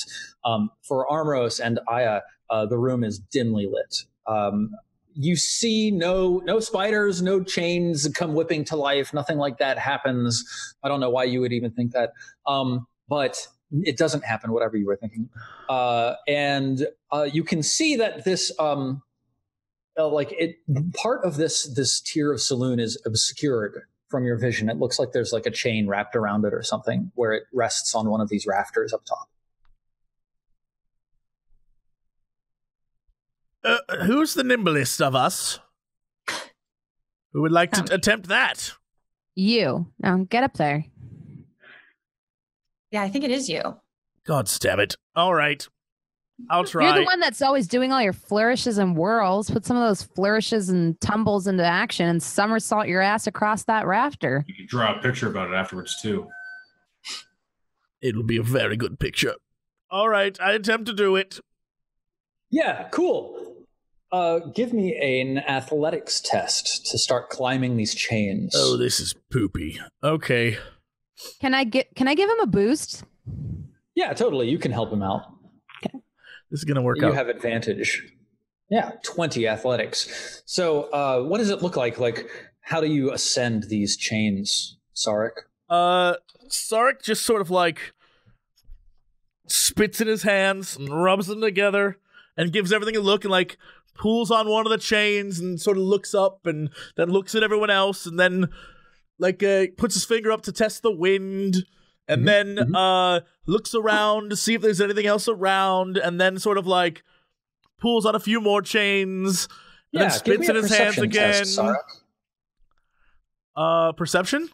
Yes. 13. Cool. Yeah. And then it's like, oh, all right. And then sort of like starts pulling himself up the chains. Yeah. It's quick work. You're quite strong for moving your body up through these chains, just pulling yourself up into the rafters.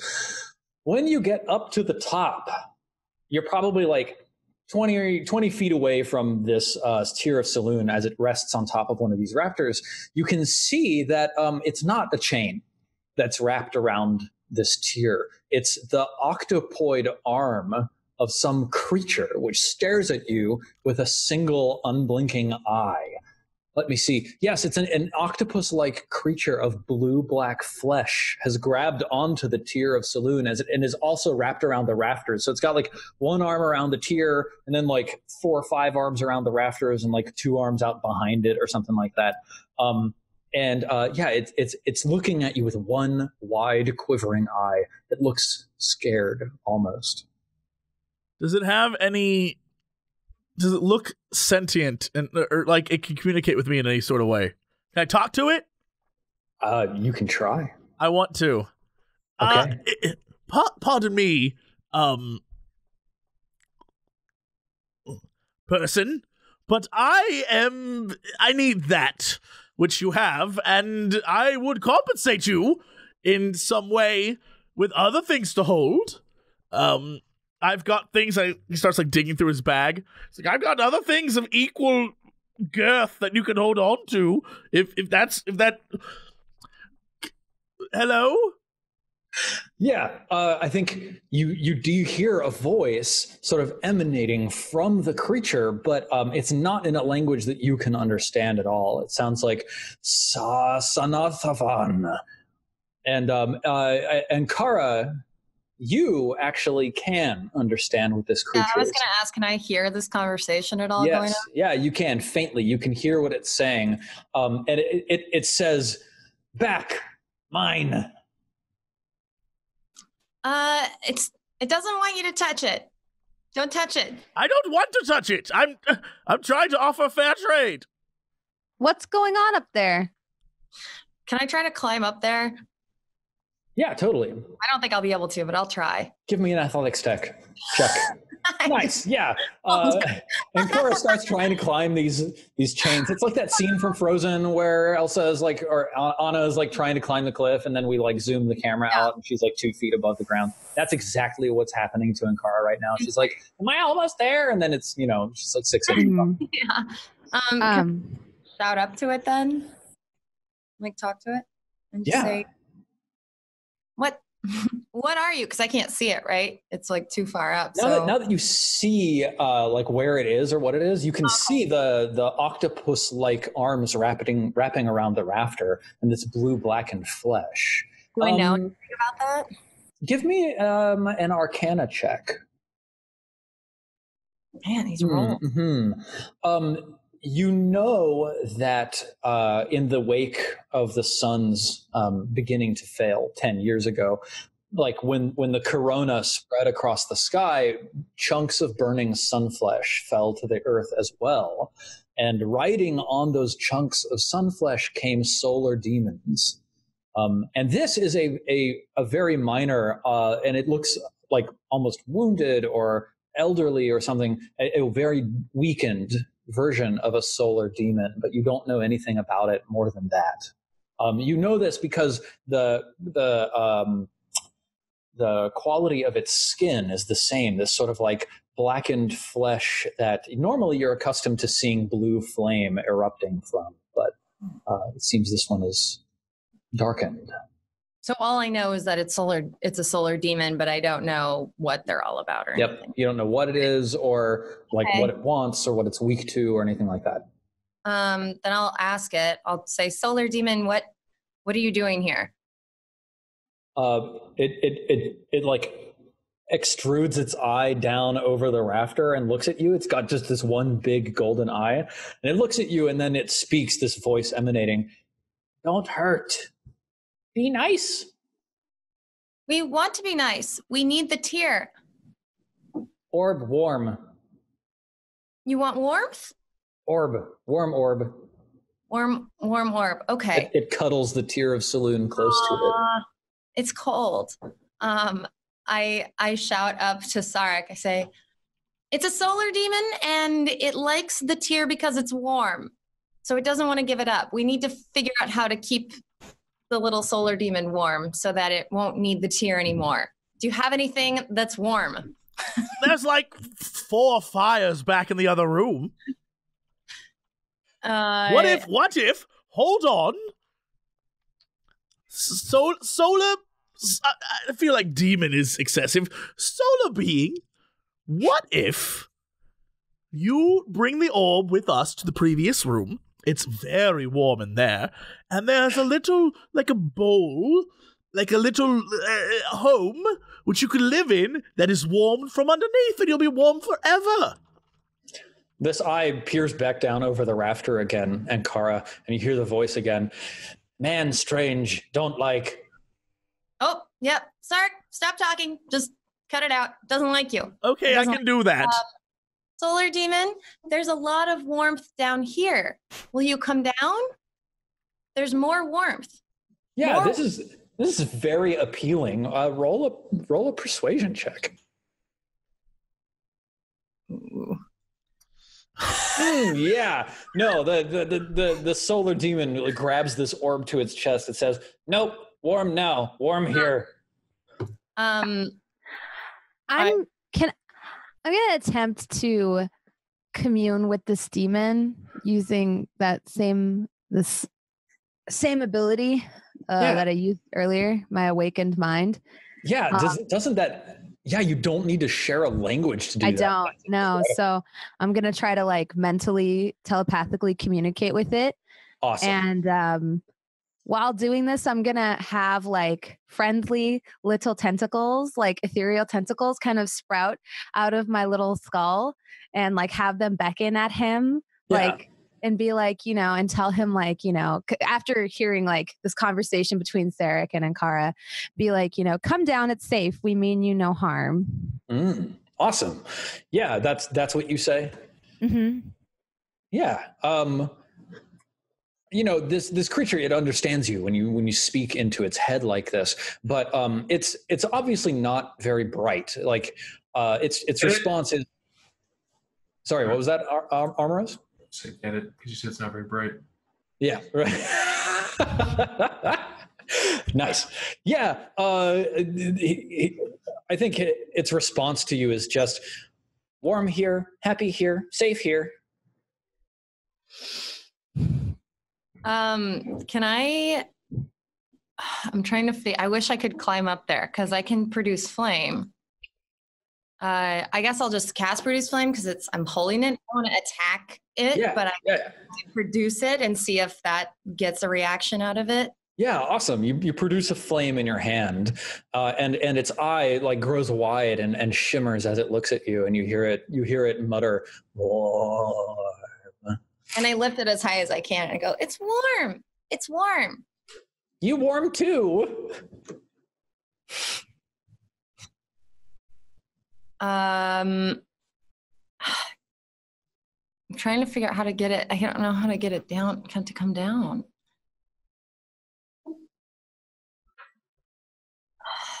It's because I can't like float it up there, right?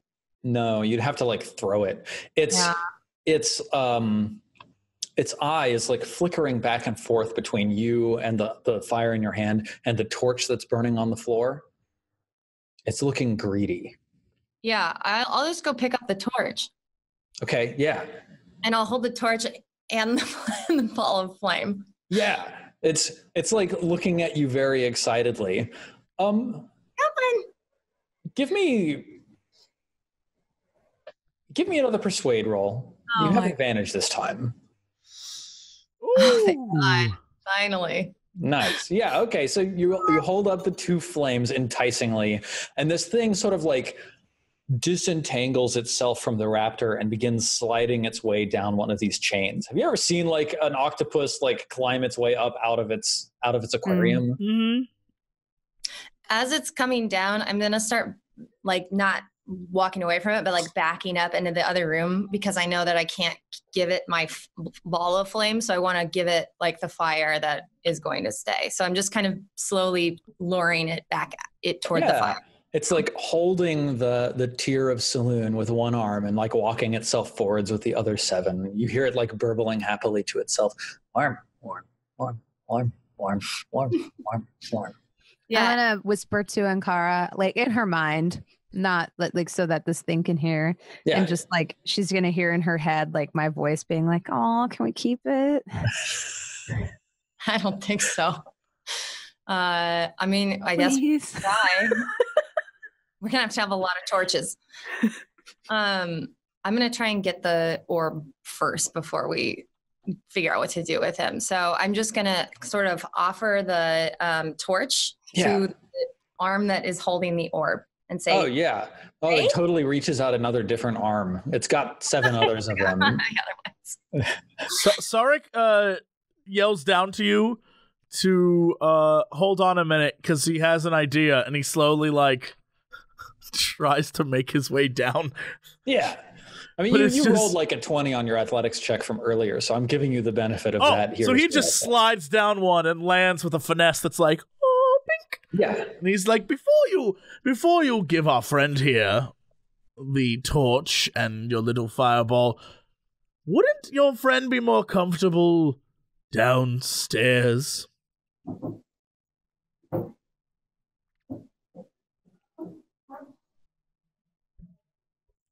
Is anyone else reacting to this? You know, I'm not liking what I'm hearing. downstairs.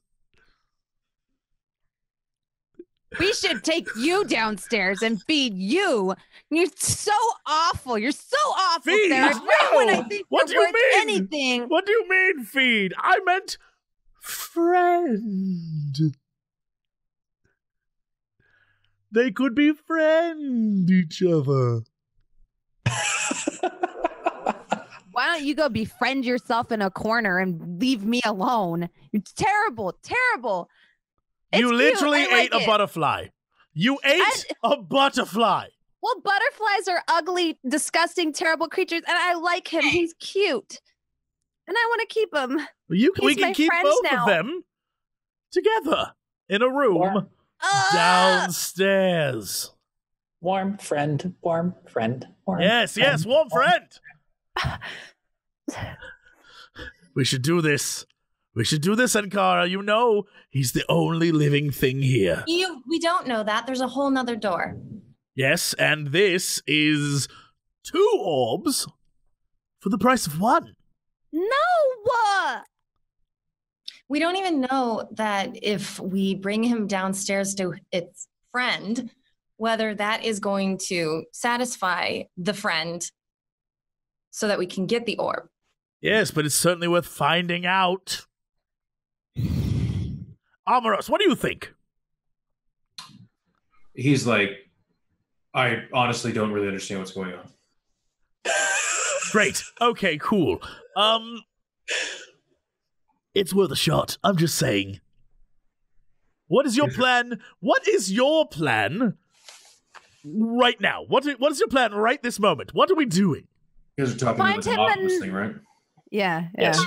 Warmth so that he doesn't want the orb anymore. And what if, for some reason, you set him ablaze again and it becomes a giant solar demon? Then it'll be a friendly giant solar demon, and that would be great. Is that And then how we could solar bring him demons with work? us like a friend, because we're friends now, and he'll help us beat everything in this terrible place, and we'll go frolicking through here, hand and tentacle. It'll be great. All mean, right. Like, Sarge just backs off. Sarge just backs off and is like, okay, whatever you want. I can't wait to see how this turns out. What is it doing while we're having this discussion? It's like eye is turned towards the center cauldron, the one that's empty, or not. I guess not the central cauldron, the one to the right that's empty because you burnt it all up. And it's like shimmering, like. Ugh. Well, that was my original plan all along. Stupid octopoop. Sark just like walks like pissily, turns around and walks back into the chains. I mean, do we think that there's any chance that this solar demon will actually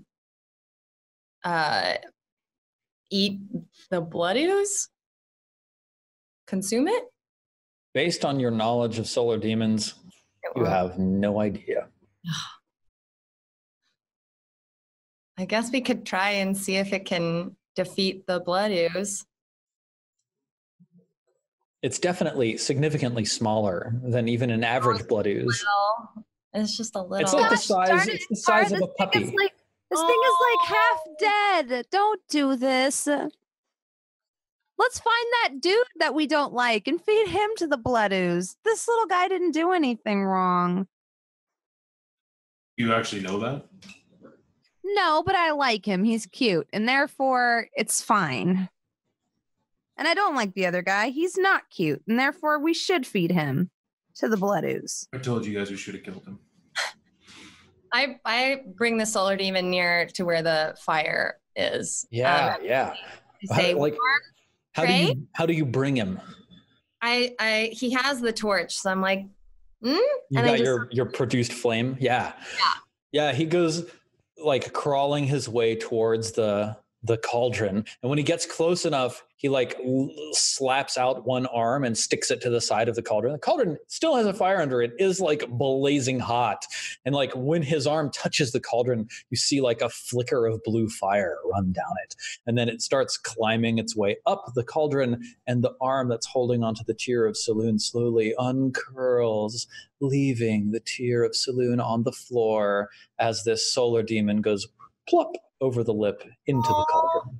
Stay warm. And then I pick up the tear. Yeah, and then you just hear this warm, warm, warm, warm. Oh, it's happy. Warm from inside. For the rest of you just hear Shvana, Shvana, Shvana, Shvana, Shvana. Yeah. I like him. He's cute. He'll be happy there. We have a tear? We do. That's 2.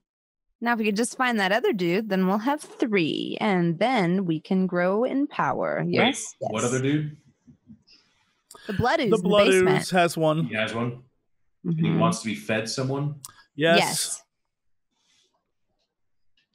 And we believe that they cannot be a black-eyed person.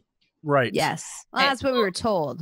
And Sarek's already back into the chain room, right? So I walk in there and I go, and I toss him the tear and I say, the solar demon's very comfortable, and here is your tear. Can I state the obvious? We feed the blood ooze one of us. I mean, we will just respawn, and Sarek's basically used to it by now. Sarek takes his orb, and I want to go into the room in the back end of this room that we're in. I want to open the door. I'm out. You open the door? Not even engaging in this conversation. All right, Sarek, you walk over to the door, you push it open.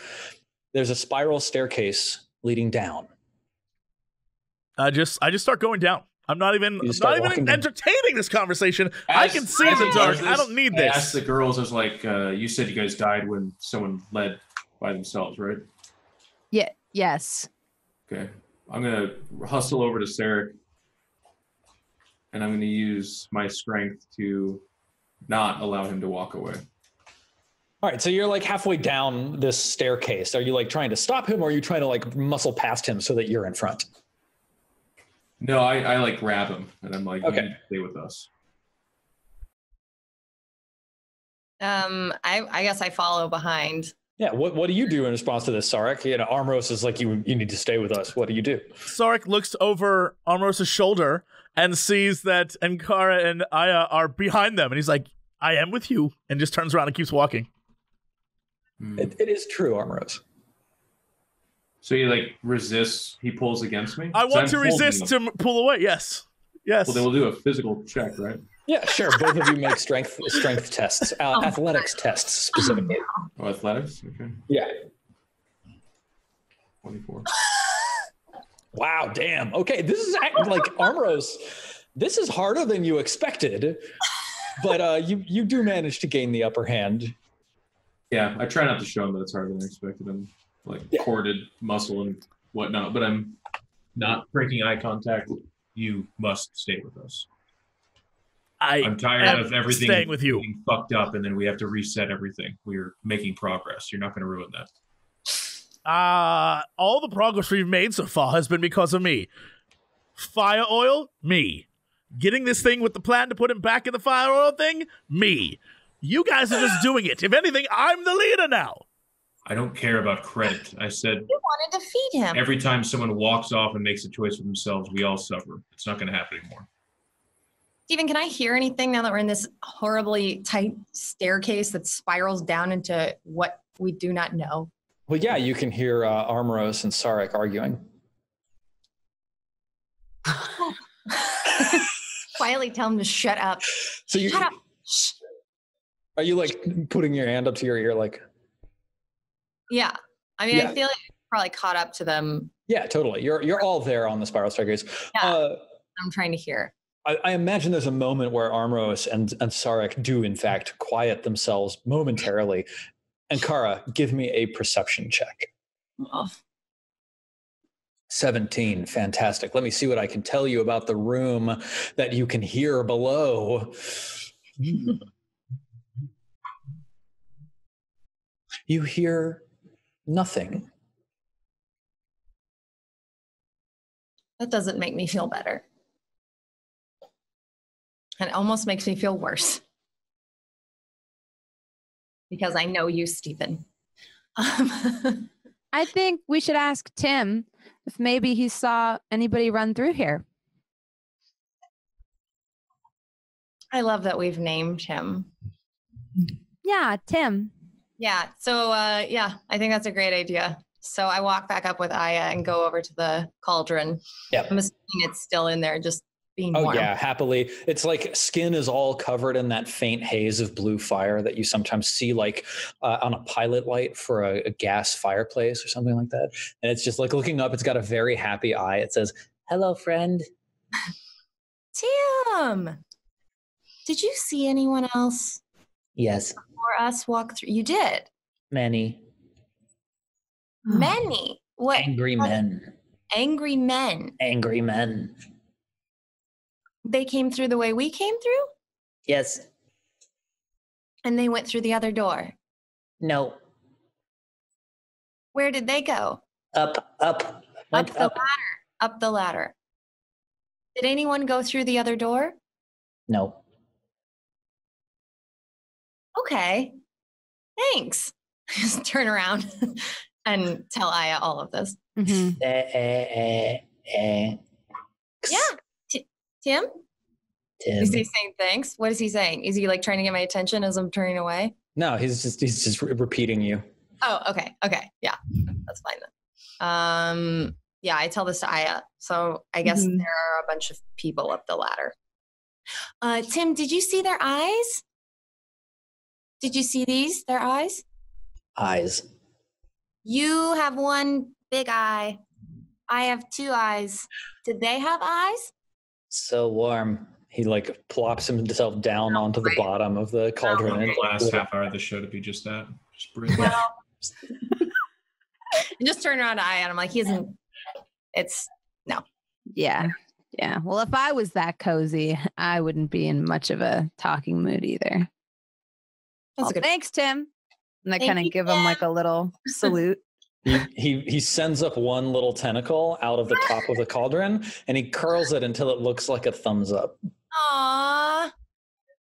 That's Tim is the greatest. I can't believe you're gonna feed him to the blood. How dare you? I still may feed him. You can't watch him forever. Those cauldrons tip over into something. Into holes I can knock his butt down. You don't even start with me. Did you guys follow us back up? No, I'm still being held on to by a big burly man. Okay, so you guys are still in the staircase. Okay, so I guess halfway down. I quietly like run back through the room and let them know that apparently, according to Tim, a bunch of angry men went through the room and climbed the ladder. Well, then we don't want to go that way. We want to go down.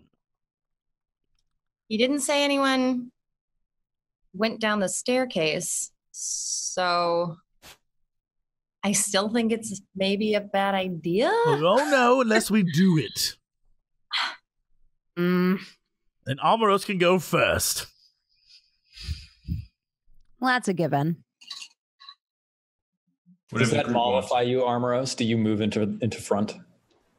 If they seem to be saying we're doing it, yeah. All right, cool. So, with the decision made, the four of you descend. I'm putting you back into standard marching order. So, again, Armoros, Ankara, Aya, Sarek. Armoros, you walk down the stairs, and let's see. Yes. This room is also dark, so I guess did y'all recover the torch? I think Tim probably left it on the ground, leaving it behind. Dropped it? Okay. Yeah. Then yeah, if Tim dropped it, we would have picked it back up. Cool. So you're holding a torch. So you come down. I give it to Armoros because I don't need it. Nice. Yeah. Armoros, you exit out of this wide outswung fireplace into a large room that looks like a mirror of the guard room that you have been in before. At this end, the north end, there's this fireplace that swings open and has a staircase spiraling up it instead of the straight staircase on the other side. At the south floor, you can see a large hole in the floor, and the air in this room smells like damp and iron. In the center of the room, there's a handful of cots arrayed in rows. It looks like maybe 6 of them or so. It looks like this was maybe the like sleeping area for the guards. On the east wall to your left, there's a narrow staircase 15 feet down that ends in an iron-banded wood door, and sunlight streams under the crack at the base of the door. The door has a thick, heavy wood bar set across it. Shall we go out this door, or where do you want to go? We made it across. This is the tower, opposite the one we went into. We couldn't get in it before because it was locked. Then we should remove the bar. Yeah. Yeah, if we remove this bar and walk straight, then we will be walking past where the first time Sarah got fondled by a blood ooze, directly to the brazier. Very good. I open the door. Yeah, you lift off the bar. It's a little heavy, but nothing for Armorose's strength. Flunk it down beside. You open the door outwards, and it opens into the portcullis area. Off to your left, you can see the portcullis. Off to your right, you see the other portcullis. There's the 2 trenches in the middle of the sandy floor. Across the way, the other door is closed.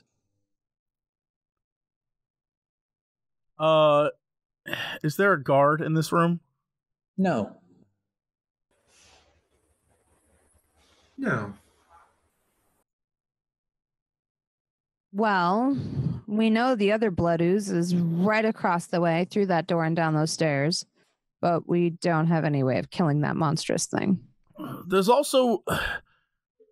And Kara, now that you're in this room, you do hear something. What do I hear? You hear a... Oh, boy. Blood ooze. We have ooze. Wait, is that coming from the hole in the ground? Yeah, from the large hole in the south of the room.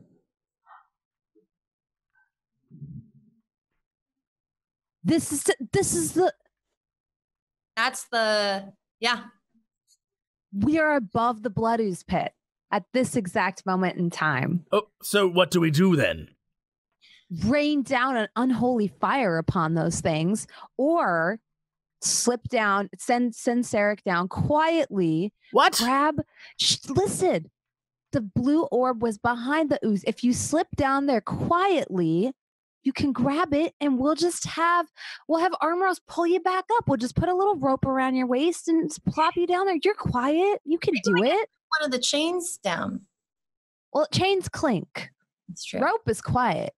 We'll just lower you in there, all nice and quiet. Like, they're not going to know you're there.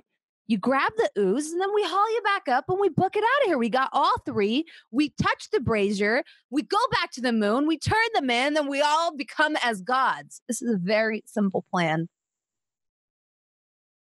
Steven, is the orb accessible, like, through the hole? If we dropped him down the hole, would we? Yeah, you look down this hole, and down below you see the faint blue glow of a tier of saloon against the back wall. You can do it, Sarek. If you crane your head, you can see in the center of the room, quite a distance away from this hole, is that pit with those blood oozes in it, but they don't actually even seem to notice you from where you're standing here. Worst case scenario, you die, and then you just get resurrected. Oh, yes, worst case scenario. I don't know, Sarek. You're the one who said you did everything today. Do you want to get the trifecta and seal the deal or not? Sarek, looks at you really well. Yeah, Sarek just, sneers at you and, it's right up in your face. It's like, yes, I do. Give me that rope. So easy. Nice. I think Ankara's the one with the rope. So. I use 25 feet of rope. I don't have rope. There. Let's see. Okay, yeah. The bottom of this pit is 30 feet down, so your half rope is not going to do it. Yeah. Does anyone else have rope? I might. Yes. I have a Dungeoneer's pack. So yeah, that definitely has rope in it. Yep. Okay. 50 feet. So yeah, tie my rope around me, and the 3 of you hold me and lower me down. All right. You cinch the rope around Sarek's waist. And then the three of you, I'm assuming, collaborate in order to lower him gently over the edge of this pit. Sarek, you're hanging in space, spinning gently as you are lowered slowly with faint jerks and stops as the team tries to coordinate up above you. And you see these 6 blood oozes down below, sort of like moving gently in a circle. That's what that slimy glopping sound was from up in the pit. Now you're just sort of like hanging in midair, suspended from the ceiling, slowly lowering with these sounds echoing off of the walls all around you. Yeah. You slowly touch down, feet onto the ground, immediately next to the tier of saloon. Once again, in the center of the room is this, let's see. Yeah, in the center of the room is a set of blood oozes in a low pit surrounding a large blood ooze with 3 long eye stalks peering away from you. A handful of objects rest in the pit, a set of scintillating red vials, a scroll case, a lantern, and a coil of rope. Where are those at? Are they on my side of the pit or the other side? No, they're in the pit with the blood oozes. Gotcha. You are able to reach down and grab the tier of saloon. Sure. Yeah, I pick up the tier and then sort of yank on the rope. All right. Yeah, you get pulled back up to the top without any problems. We quietly probably engage in revelry. Well, okay, yes, very exciting. We should go through the door and touch the brazier and go get our reward. Yes! We finally didn't die. There is a guard on the other side of the door, on the other side of the thing. If you want to avoid him, you can always just walk all the way back through the... Nope. Kill that fool. Yeah, right. Shortcut. Let's do this. Cool. You go over, you throw open the door. Armoros, I'm guessing, is first. There's a very surprised guard standing right in front of you, Armoros. Let's stab him. All right, roll your damage. Roll your attack. I'm going to hit him, I guess, yeah. Yeah. I do. You do. Roll your damage. 9. Okay. And Kara, what do you do? I mean, is he dead? He's not dead yet. Oh, all right. Well, is he right? He's like right in front of us, right? Because I'm right behind. Oh yeah, I guess I just just stab him with my dagger. Nice. You hit. You just like tear his throat out with your dagger. Yeah. He drops 4 gold coins, so each of you gains 1 gold piece. Okay. You run up the stairs into the other guard room across the way, touch the brazier, and awaken, feeling fully refreshed on the grass of the Gardens of the Moon. And I think that's where we should end it for today. Say our goodbyes, and of course, before the next episode... we have some time to level up, Steven? Yeah! Well, but before the next episode, I will need each of you to level your characters to level 2. 20? To level 20. Add a few zeros, 200? All right. Well done. Thank you for this awesome episode of the Sunfall Cycle. Let's start our evening shout-outs with Bronze. Tell us who you are, what you do on the internet, and where we can find you. Well, first off, I'm a level 2 warlock, so that's fucking lit. Hi, I'm that Bronze Girl. And I do stuff on the internet. I'm that Bronze Girl on Twitter, and I'm that Bronze Girl on Twitch. I don't know. I'm going to leave the rest to y'all. Put 2 and 2 together. Awesome. Britt, tell us about yourself. It's me, Britt Wiseman. JesseCox on Twitch, Britt Wiseman everywhere else. I'm so glad we didn't kill Tim. That makes me so happy. And we didn't die. You were going to feed him to the ooze for no reason, Jesse. There are scrolls and vials down there. You don't even know what we could have got. Yeah, I don't know. I'll see you guys next week. Thank you so much for watching and hanging out with us. Awesome. Jeff. What's up, everybody? Thank you for tuning in. It was really fun. Good to be back. I am In Control TV on all things social media. You should definitely give me a follow on the Twitter. I'm basically, if you can think about me, it's kind of like JesseCox, only this is like premium. So Jesse's like kind of the community version of himself. I'm the paid version. You have to unlock it. Premium Jesse. Just Premium content. I'm just slightly more used. Jesse's the tennis shoes that your big brother passed down. Like, Yeah. You're the Air Jordans, and I'm like, yeah, the used Converse. Yeah, I think that's the best way to describe what's happening here. Looking forward to being back on and just seeing what happens when we level up and moving through the story a little bit. So thank you all. That's it. Awesome. And I'm Steven. You can find me everywhere on the internet at Silent Osiris. The O is 0. And yeah, hopefully some of the changes we made to my sound today will help that. But if not, I'll keep working on it. And I'm going to toss it over to Jesse to take us away. All right. Well, that's it for this episode, gang. Thank you so much for watching. This VOD will be up ASAP. If you have any thoughts or comments or all that stuff, please leave them in our little discussions that we have on the YouTubes. And we will definitely read those and try to, like, I don't know, make you guys feel good about yelling at us online. I have no idea what we'll do with those. but you know, something. We'll read them at least. And yeah, that's it. I'm gonna wrap it up because I have to pee really badly. I'll be honest.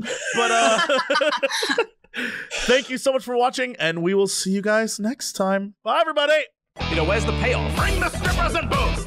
We do occasionally talk about video games. Bring the strippers and booze. I don't have time for video games. Bring the strippers and booze. Oh, thank God, I don't need pants now. Hey, JC, what are you doing? Not much. Making a fortune. Yeah, now sing the music. Bring the strippers and booze. I'm here to ask and answer one simple question. You